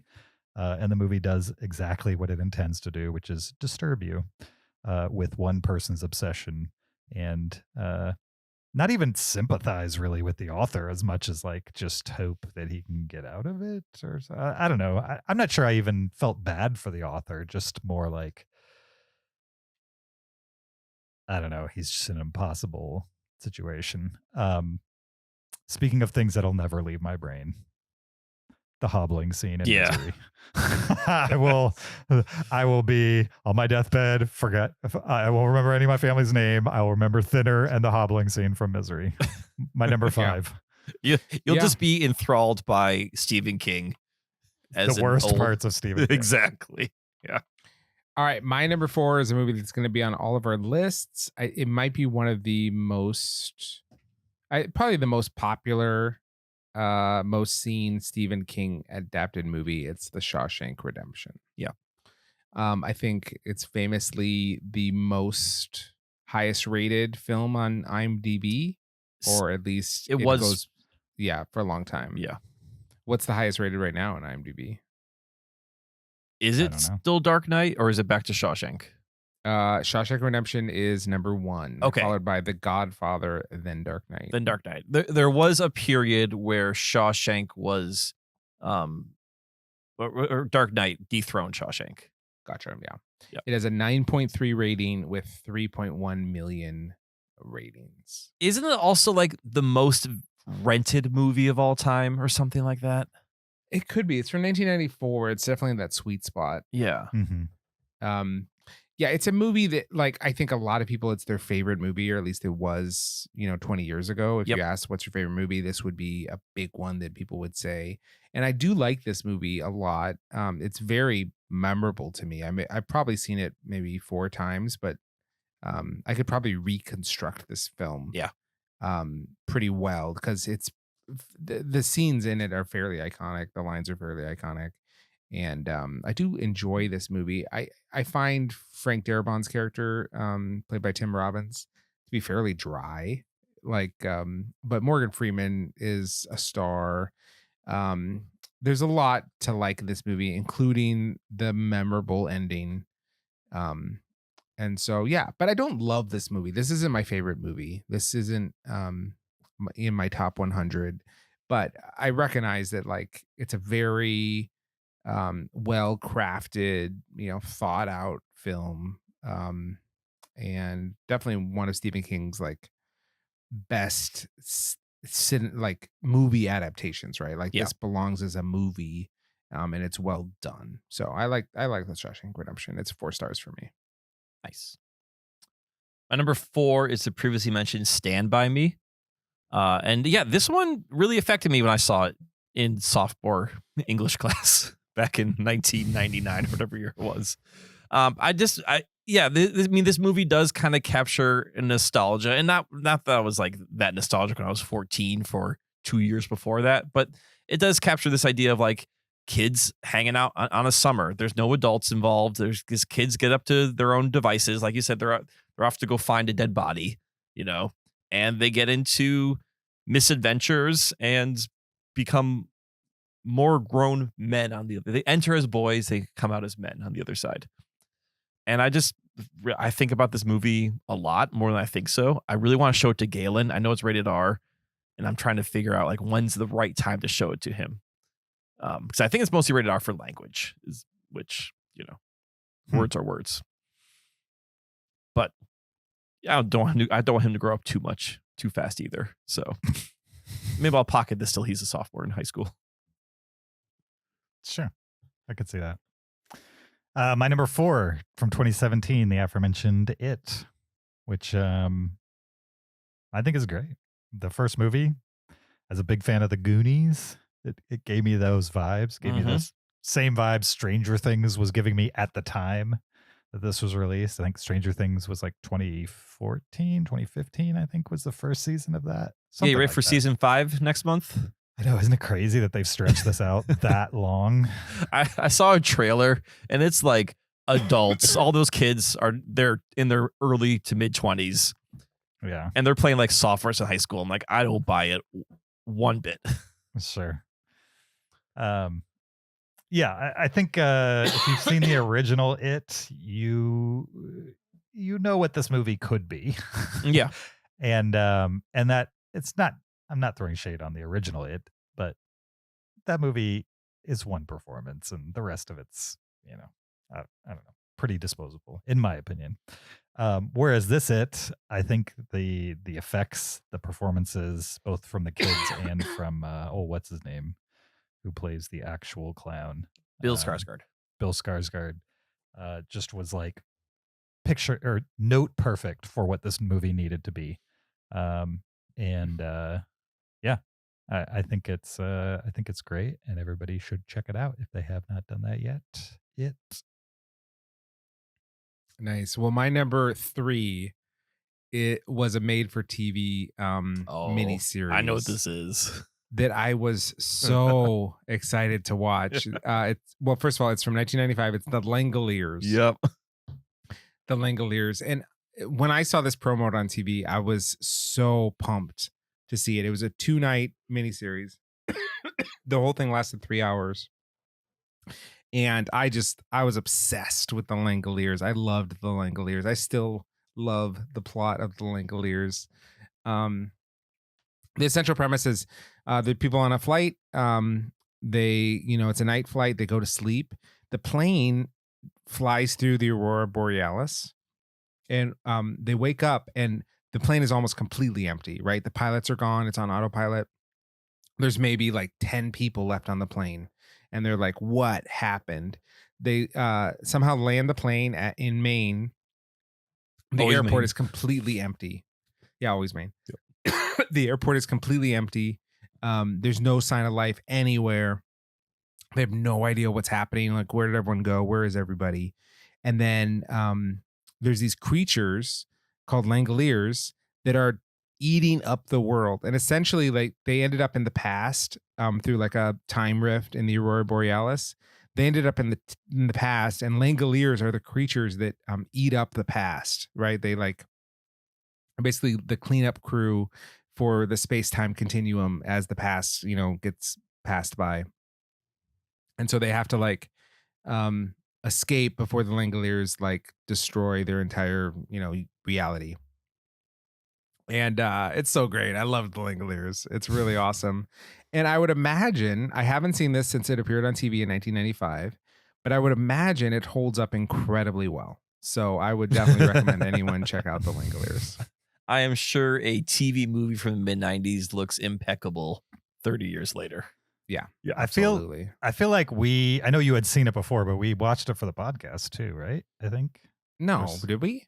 No. I feel like you and I have talked at length about the Langoliers. Well, it's on my top 200 or whatever. I don't know what it's on, but there is an early episode of Cinereelists. I remember it because I was like, "What is this movie that Zach loves?" Because I didn't know anything about it, and I know you for so long. Yeah. So yeah, like I always associate the Langoliers with this podcast, and I think you guys talked about it pretty early on. I'm not sure the context, but but I don't think we rewatched it together for the podcast. Do you think we did, James? Episode 160 from October 2015. Top 10 horror movies. Okay. So we did my number 7. So we didn't talk about it specifically, but there was an episode where you brought it up fairly early in the podcast. Oh yeah, I've certainly talked about the link. Yeah. I mean, it's a great TV movie adaptation. I don't think I had seen it though before. I definitely didn't see it until you told me about the movie. Have you since seen it? Oh yeah. I feel like we've talked about it too. Maybe. Okay. I don't know. Maybe a top 10 last 10 you talked about it or something. That could be that you talked about it on this list, and then like a few episodes later we talked about it on. It's got Dean Stockwell. It's got David Morse, Bronson Pinchot's in it. Oh, so you can stop right there. Yeah. It's very cheesy, but fun. My memory of it is I had fun watching it. On IMDb, its popularity score it's ranked 2,232. Is it trending up or down? Trending up. I bet you it's the Long Walk bump. Yeah, it's in the top 2,500 most popular films on IMDb. It's because people are digging in Stephen King right now. I figured it out. The conceit of this episode 160 from October of 2015. Okay. This is when Zach and I had a lot of time on our hands. Zach and James test their nerves while watching 10 horror films, 5 each handpicked by the other, and then discuss and rank them in order. So you made me watch Langoliers for this episode. Fantastic. I loved when we did that kind of thing because our list would be the same 10 movies, just in different orders. Yeah. Right. We just don't have the time to watch 5 movies for one episode of this podcast. Yeah.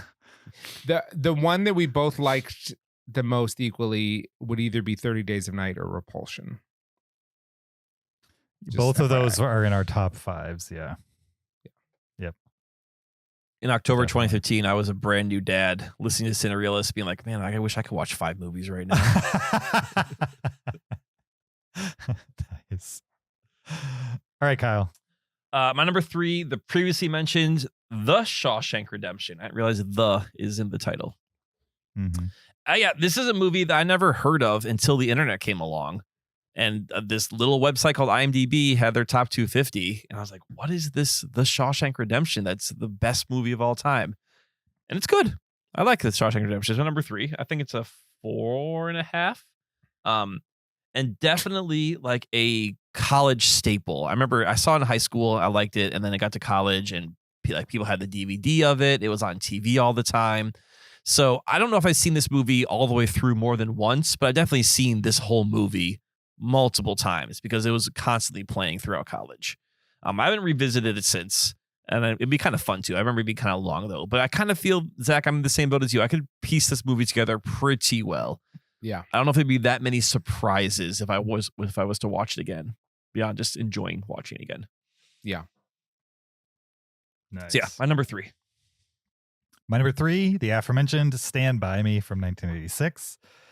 I love this movie. It's definitely, I have a nostalgic love for it as well.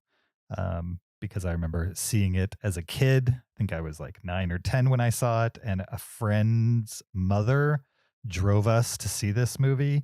Pretty sure my parents did not know it was rated R. I don't think I even knew it was rated R at the time.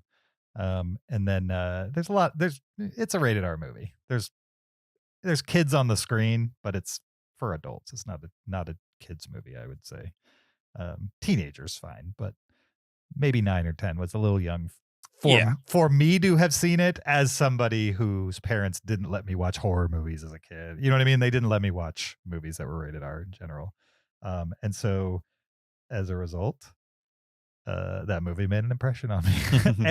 and I rewatched it over time and have continued to rewatch it well into adulthood multiple times. And I think it not only holds up as something that made an impression on me as a 9 or 10-year-old, but I think it stands the test of time as like a coming of age movie, very realistic, very kids being kids, not knowing the full gravity of things until it's literally in front of them. And then they're like, oh, this is very serious. This is not just us going on an adventure.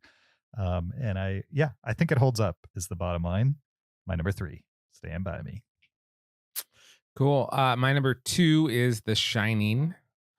What? What? Intro. Yep. Oh. My number 2 is The Shining. How dare I? Do you know what's funny? And this is probably embarrassing to admit. I didn't realize till making this list that The Shining was a Stephen King book. You just learned that? Yeah. What? Yeah. I so strongly associate it with Stanley Kubrick. Yeah. That's hilarious. I didn't realize it. And here's what's funny about that is I knew that the author of the story it was based on didn't like Stanley Kubrick's movie and so made his own version of it. But I still, again, did not know that was Stephen King. So, wow. I mean, that is part of the lore of The Shining. How do you not know? Well, that's what I know. I know I did know that part. I just did not know that author. You know, the author was King. Stephen King of all people. Yeah. And what's really funny is the fact that it is Stephen King that wrote this does explain some of the things in The Shining, right? Like they're very Stephen King like ideas that he's playing with. Mm-hmm. So that's interesting. So yeah, that is a true thing. And I didn't see The Shining until probably 2009. Really? Yeah. I just had never seen it. I went to my friend Alan's apartment and I watched it in his apartment while he did something else. And I was like, this was an awesome movie. This is great. And it's probably my favorite horror film. Oh yeah. It's really good, but I probably like it more for the for the Stanley Kubrickness of it than the Stephen Kingness of it. I think going through this list, I like some Stephen King properties, right? But the probably Stephen Kingness of it is probably not helping as much as it's hurting, if that makes sense. But yeah, The Shining's great. I mean, what can you say? You guys are both going to talk about it as your number 1, so there we go. What? No. I mean, I want to know what Zach's number 1 is now, and I'm thinking it's Maximum Overdrive. That's the only. Yeah, any guesses? You guys should both make a serious guess on what you think my number 1 is. Well, I mean, you've only seen 12, and I'm assuming, well, besides the Langoliers, I think we've seen all of them. It could be Apt Pupil? That'd be a weird one. No, it's not Apt Pupil. It's Dr. Sleep? Probably, no. It's no. Probably The Life of Chuck. You think I like Dr. Sleep better than The Shining? No, He's never seen Dr. Sleep. I just realized that you said that's your favorite horror movie, so it can't be Dr. Sleep. Yeah, exactly. I haven't seen maybe there's Life of Chuck. I haven't seen Life of Chuck, so that would make sense. But I'm looking at my list. I'm like, there's no way it's The Running Man. Anyway, right. My number 2, previously mentioned, Misery. This is a movie that I caught, in the last 10 years. And it's incredible. It's great James Caan performance, incredible Kathy Bates performance. She did such a good job of luring you in. Like, even going to the movie, kind of knowing what it's about, you trust her at first. You're like, oh yeah, this is a sweet, helpful, innocent woman. And then she turns and you see her dark side, and it's good. It's really good. I also love there's like a sheriff and his wife in this movie who are kind of investigating this disappearance. And every time it cuts to them, it cracks me up because they're just like such a sweet couple who's trying to both, be sheriff/deputy and husband/wife at the same time. So it brings a little fun to the movie. But yeah, that hobbling scene is memorable, to say the least. Mm-hmm.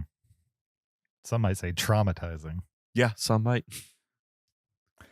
My number 2 is from 1994, Shawshank Redemption, and I don't have really anything to add other than, a lot of people love it for a reason. Very well made movie, all around. My number 2. Nice. Well, my number 1 is The Life of Chuck from 2024. I talked about this when we did our top 700 just 3 lowly episodes ago. But in case you didn't listen to all 6 hours of that, I watched The Life of Chuck on a plane ride, knowing absolutely zero about it, like nothing about the movie whatsoever, except that it had a blue poster. And I had heard somewhere that like you should watch it blind. So I just intentionally didn't know anything about it going in whatsoever. And it starts and I was immediately pulled in, immediately drawn in, intrigued, wanted to know more, loved the acting, loved the characters, loved the pace, loved the world building. There's this mystery, but also this like just kind of like sensibility that I was like, I'm so in.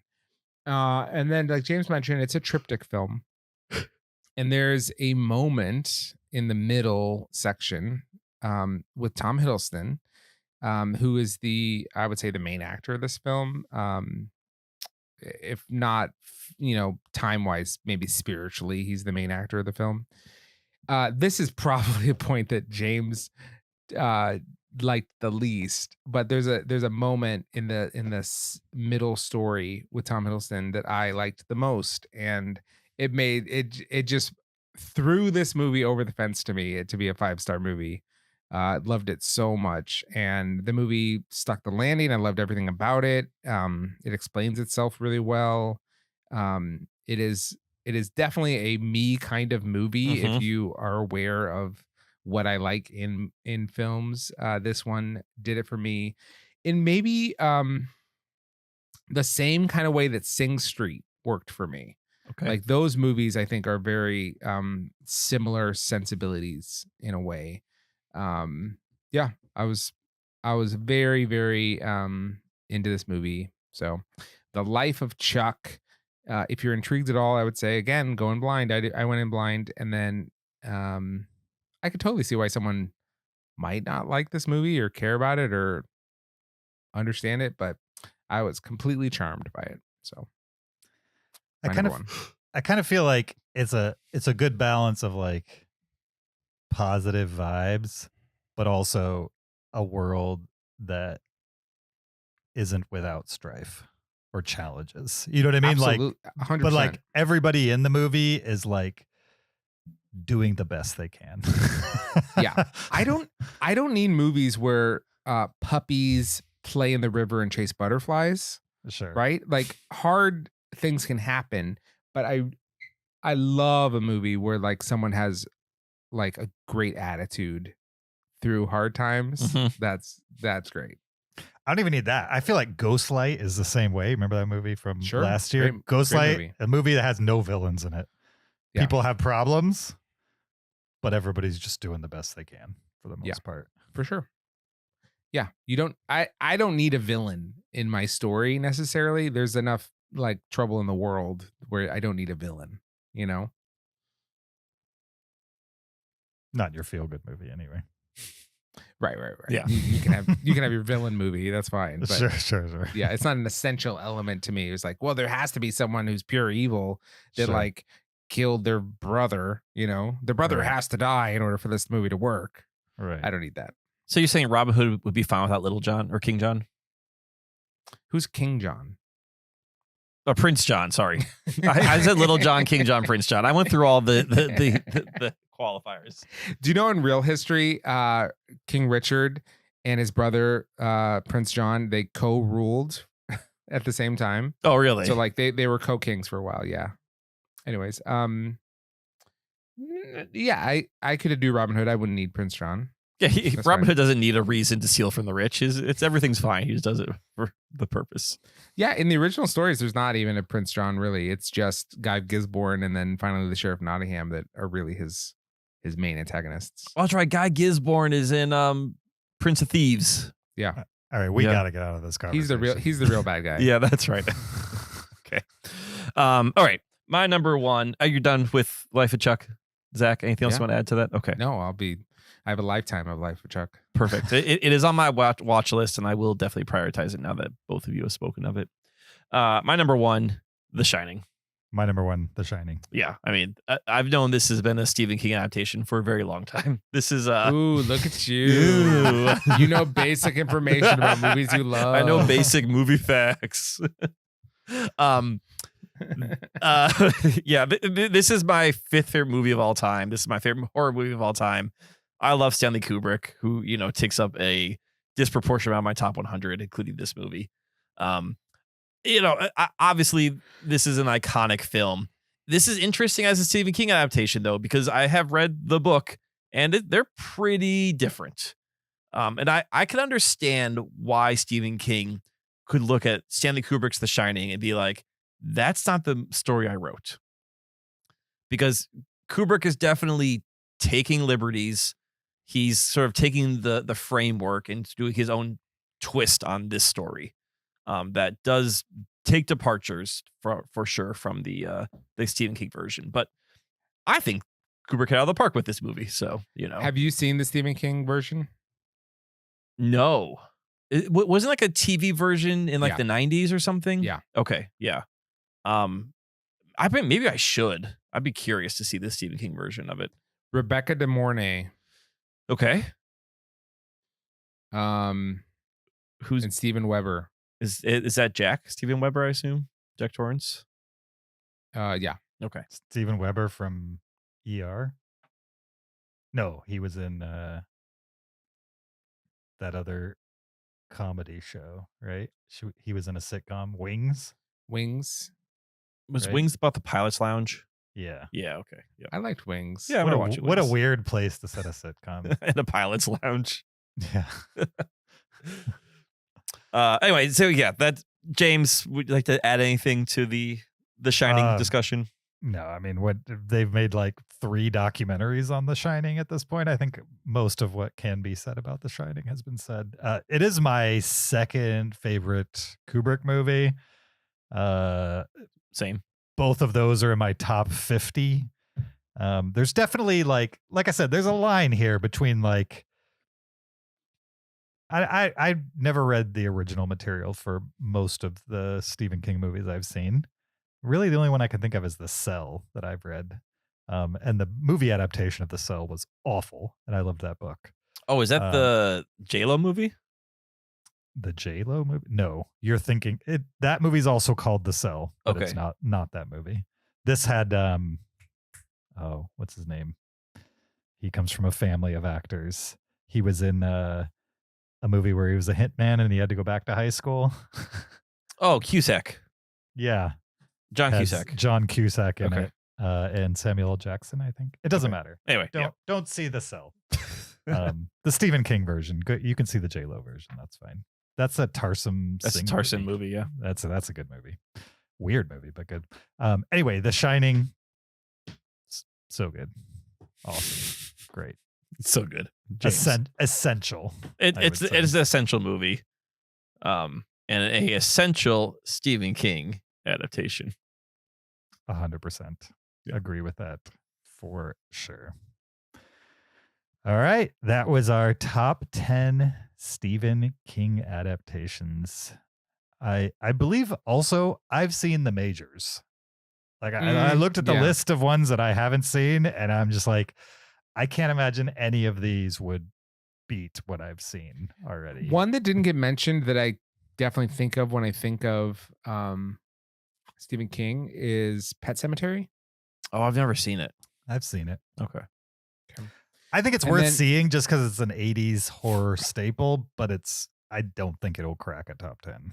Sure. And then I'm curious about, because this is the book series that I most associate with him, is The Dark Tower. I never saw that film, but I read the books. Also pretty awful. Okay. I've never read the book, but the movie was not good.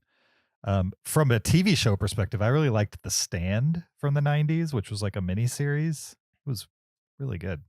It's about like a virus outbreak, and yeah, it's a road movie. Bunch of people walk in one direction, kind of like The Long Walk, but Is it really? yeah, it's a lot of people traveling and like meeting each other, survivors of like a pandemic type of thing, and Yeah. they're kind of grouping up, headed to one direction. They don't really know why they're headed in that direction. They just feel the need to go there. Also, Storm of the Century was a mini series that I have good memories of. That's a Stephen King adaptation for television. So if you want to waste time on those are out there. They remade The Stand into like a newer TV show, but nobody talked about it, so I never watched it. Is that Whoopi? Whoopi Goldberg's in The Stand? In the original The Stand, or No, the in the remake? remake.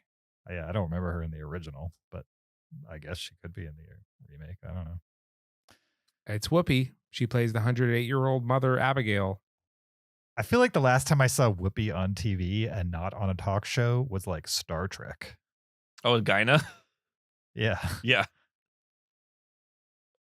I can't imagine she's like acting in TV again, but it sounds like it. Just nothing I'm watching, evidently. I think I have a weird family connection to the Pet Cemetery movie. I need to confirm this with my mom. Okay. Yep. But the movie was shot in Maine, Uh-huh. and my maternal grandparents owned some property in Maine. And I think there was like a pharmacy on that property. And I believe that pharmacy was used in the movie, and then a model of it gets blown up in the movie. Like not the actual pharmacy, but a model version of it. Mhm. I need to confirm this, but I think there's I think we have some weird connection to the Pet Cemetery movie. So I will talk to my mom next time I see her and figure out if this is a true story, if I'm just made this whole thing up in my mind. Okay. Yeah, I really wish you had done this before the episode. You know, just a slight bit of due diligence. Yeah, Well, really. I kind of forgot about this until you mentioned Pet Cemetery. I'm like, oh wait, that's right. There might be something connected here. So this is a teaser for maybe a true story. One that nobody brought up and I didn't put on my list just because I don't remember it enough is Cujo. I know a lot of people really like Cujo. I've never seen it. I've never seen Cujo either. Yeah. It's like the dog that attacks. From my memory, it's like one couple of which they get stuck in a car, and then the dog just basically won't let them get out of the car. Yeah. And then the dog eventually attacks the car and like peels the roof off the car. You know, it's something crazy to actually get to them. Can't they like drive away? For some reason, they can't. I don't remember the details. I've actually seen clips of Cujo, again, late night cable. And yeah, the car is disabled for whatever reason. They're either in a field or a junkyard or something. Like they can't escape. Mhm. I need to correct myself. I said that Carrie was my first Stephen King adaptation. I was incorrect. Maximum Overdrive was the first Stephen King adaptation I saw. I've never actually seen that one. I was probably remember. like 7 years old. Yeah. But I remember like clocking that Emilio Estevez was in the movie, or like I remember seeing Mighty Ducks and then being like, oh, it's the Maximum Overdrive guy who's like, for whatever reason, Maximum Overdrive imprinted on me as a child. I don't know why. Interesting. There's a scene where like a guy's trying to pump gas and it's not pumping, and he looks at the gas and then like explodes in his face. And that just sat with me I'm like, oh, can that happen? Gasking at your face like that? What's the Hulk Hogan Stallone movie where they're also truck drivers? They arm wrestle. Oh, Over the Top. Over the Top. For some reason, I always get those mixed up. I don't think Hulk Hogan's Over the Top. He's not. Who's in Over the Top? Stallone. And Yeah. who else? There's probably a wrestler who's like he's going up against, but it's not Hulk Hogan. Really? I thought it was Hulk Randy Hogan. Rainey. You're thinking of No Holds Barred as the Hulk Hogan movie. I think you're That is- smashing those two together. I'm combining those two. Again, these are all the theme of this episode. These are all movies I saw on cable in the mid 90s at like 11 o'clock at night. Every single No Holds Barred, Over the Top, I mean, Carrie. that is Stephen King's wheelhouse. for Exactly. Is late night cable movies. So 100%. Yeah, I think a Stephen King movie is meant to be seen on TV, whether it's a made-for-TV movie or just played on TV. He's good on TV for the most part. Then He's there's gonna check in there's on. like The Shining, The Shawshank Redemption, Misery. and Misery, maybe. Although Yeah. Misery is a TV movie. That's in true, my yeah. opinion. But those two, The Shining and Shawshank Redemption, for me, those are like beyond TV. Those are just stone cold classics. and the Langoliers. Of course. Yeah. Hey, that was prime time. That's not even late night. Oh yeah, no, Yeah. that thing was promoted. If That somebody, was must see TV. if HBO wanted to make like a modern remake of Langoliers, I would absolutely watch it. I think it's a movie, or it's a show that could do with a modern version. I say right now that Lost wouldn't exist if not for the Langoliers. Wasn't there a Langoliers TV show? Was there? I think the Oh. leftovers. There was a Langoliers TV show. I gotta watch this. 1995. Wait, maybe this is the one I did watch. I No, think no, the- it's one. I think that is a miniseries. Yeah, there's Yeah. only 2 episodes of it. Yeah. Okay, yeah, that's what we're all talking about here. We just watched it as a long one, but I feel like they remade it eventually. Oh, here. It's on YouTube. You can. There's a 3-hour cut on YouTube of the Langoliers. You can watch it right That's now. it. That's Probably where I watched it in 2015. How long has that cut been on YouTube? February of 2024. Oh, okay. So That's pretty recent. recent. Yeah.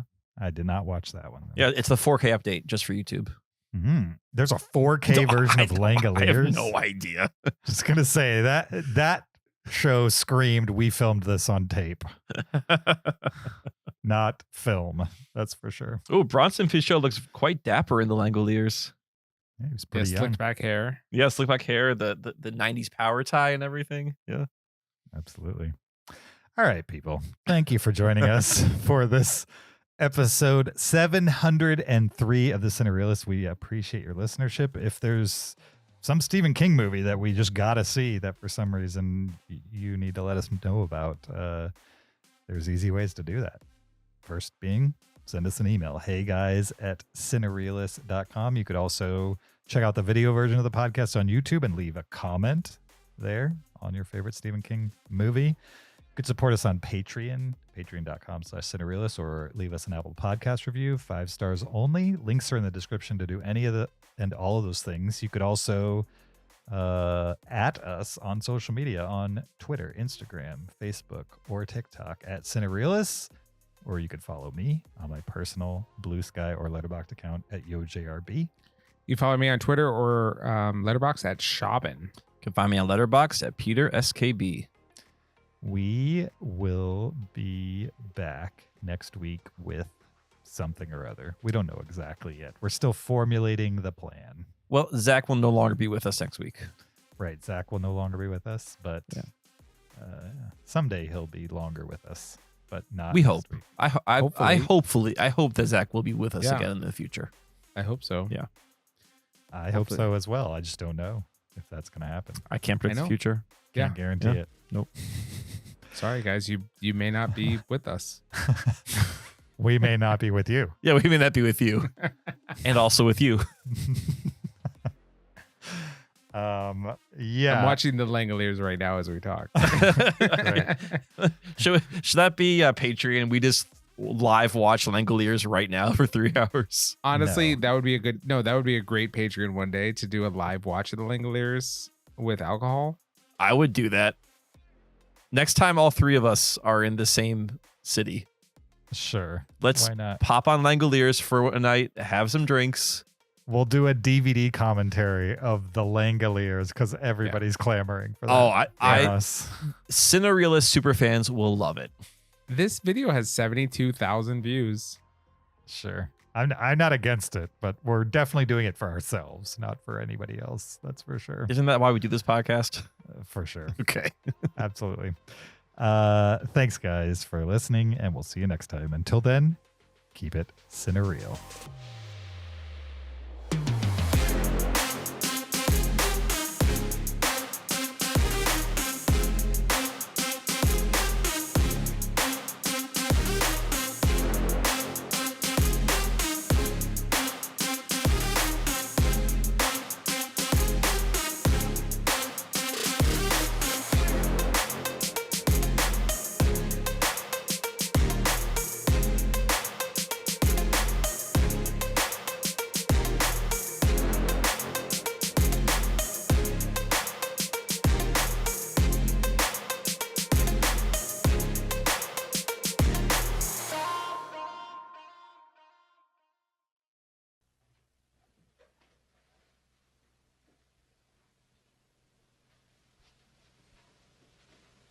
You're still here? It's over. Go home. Go.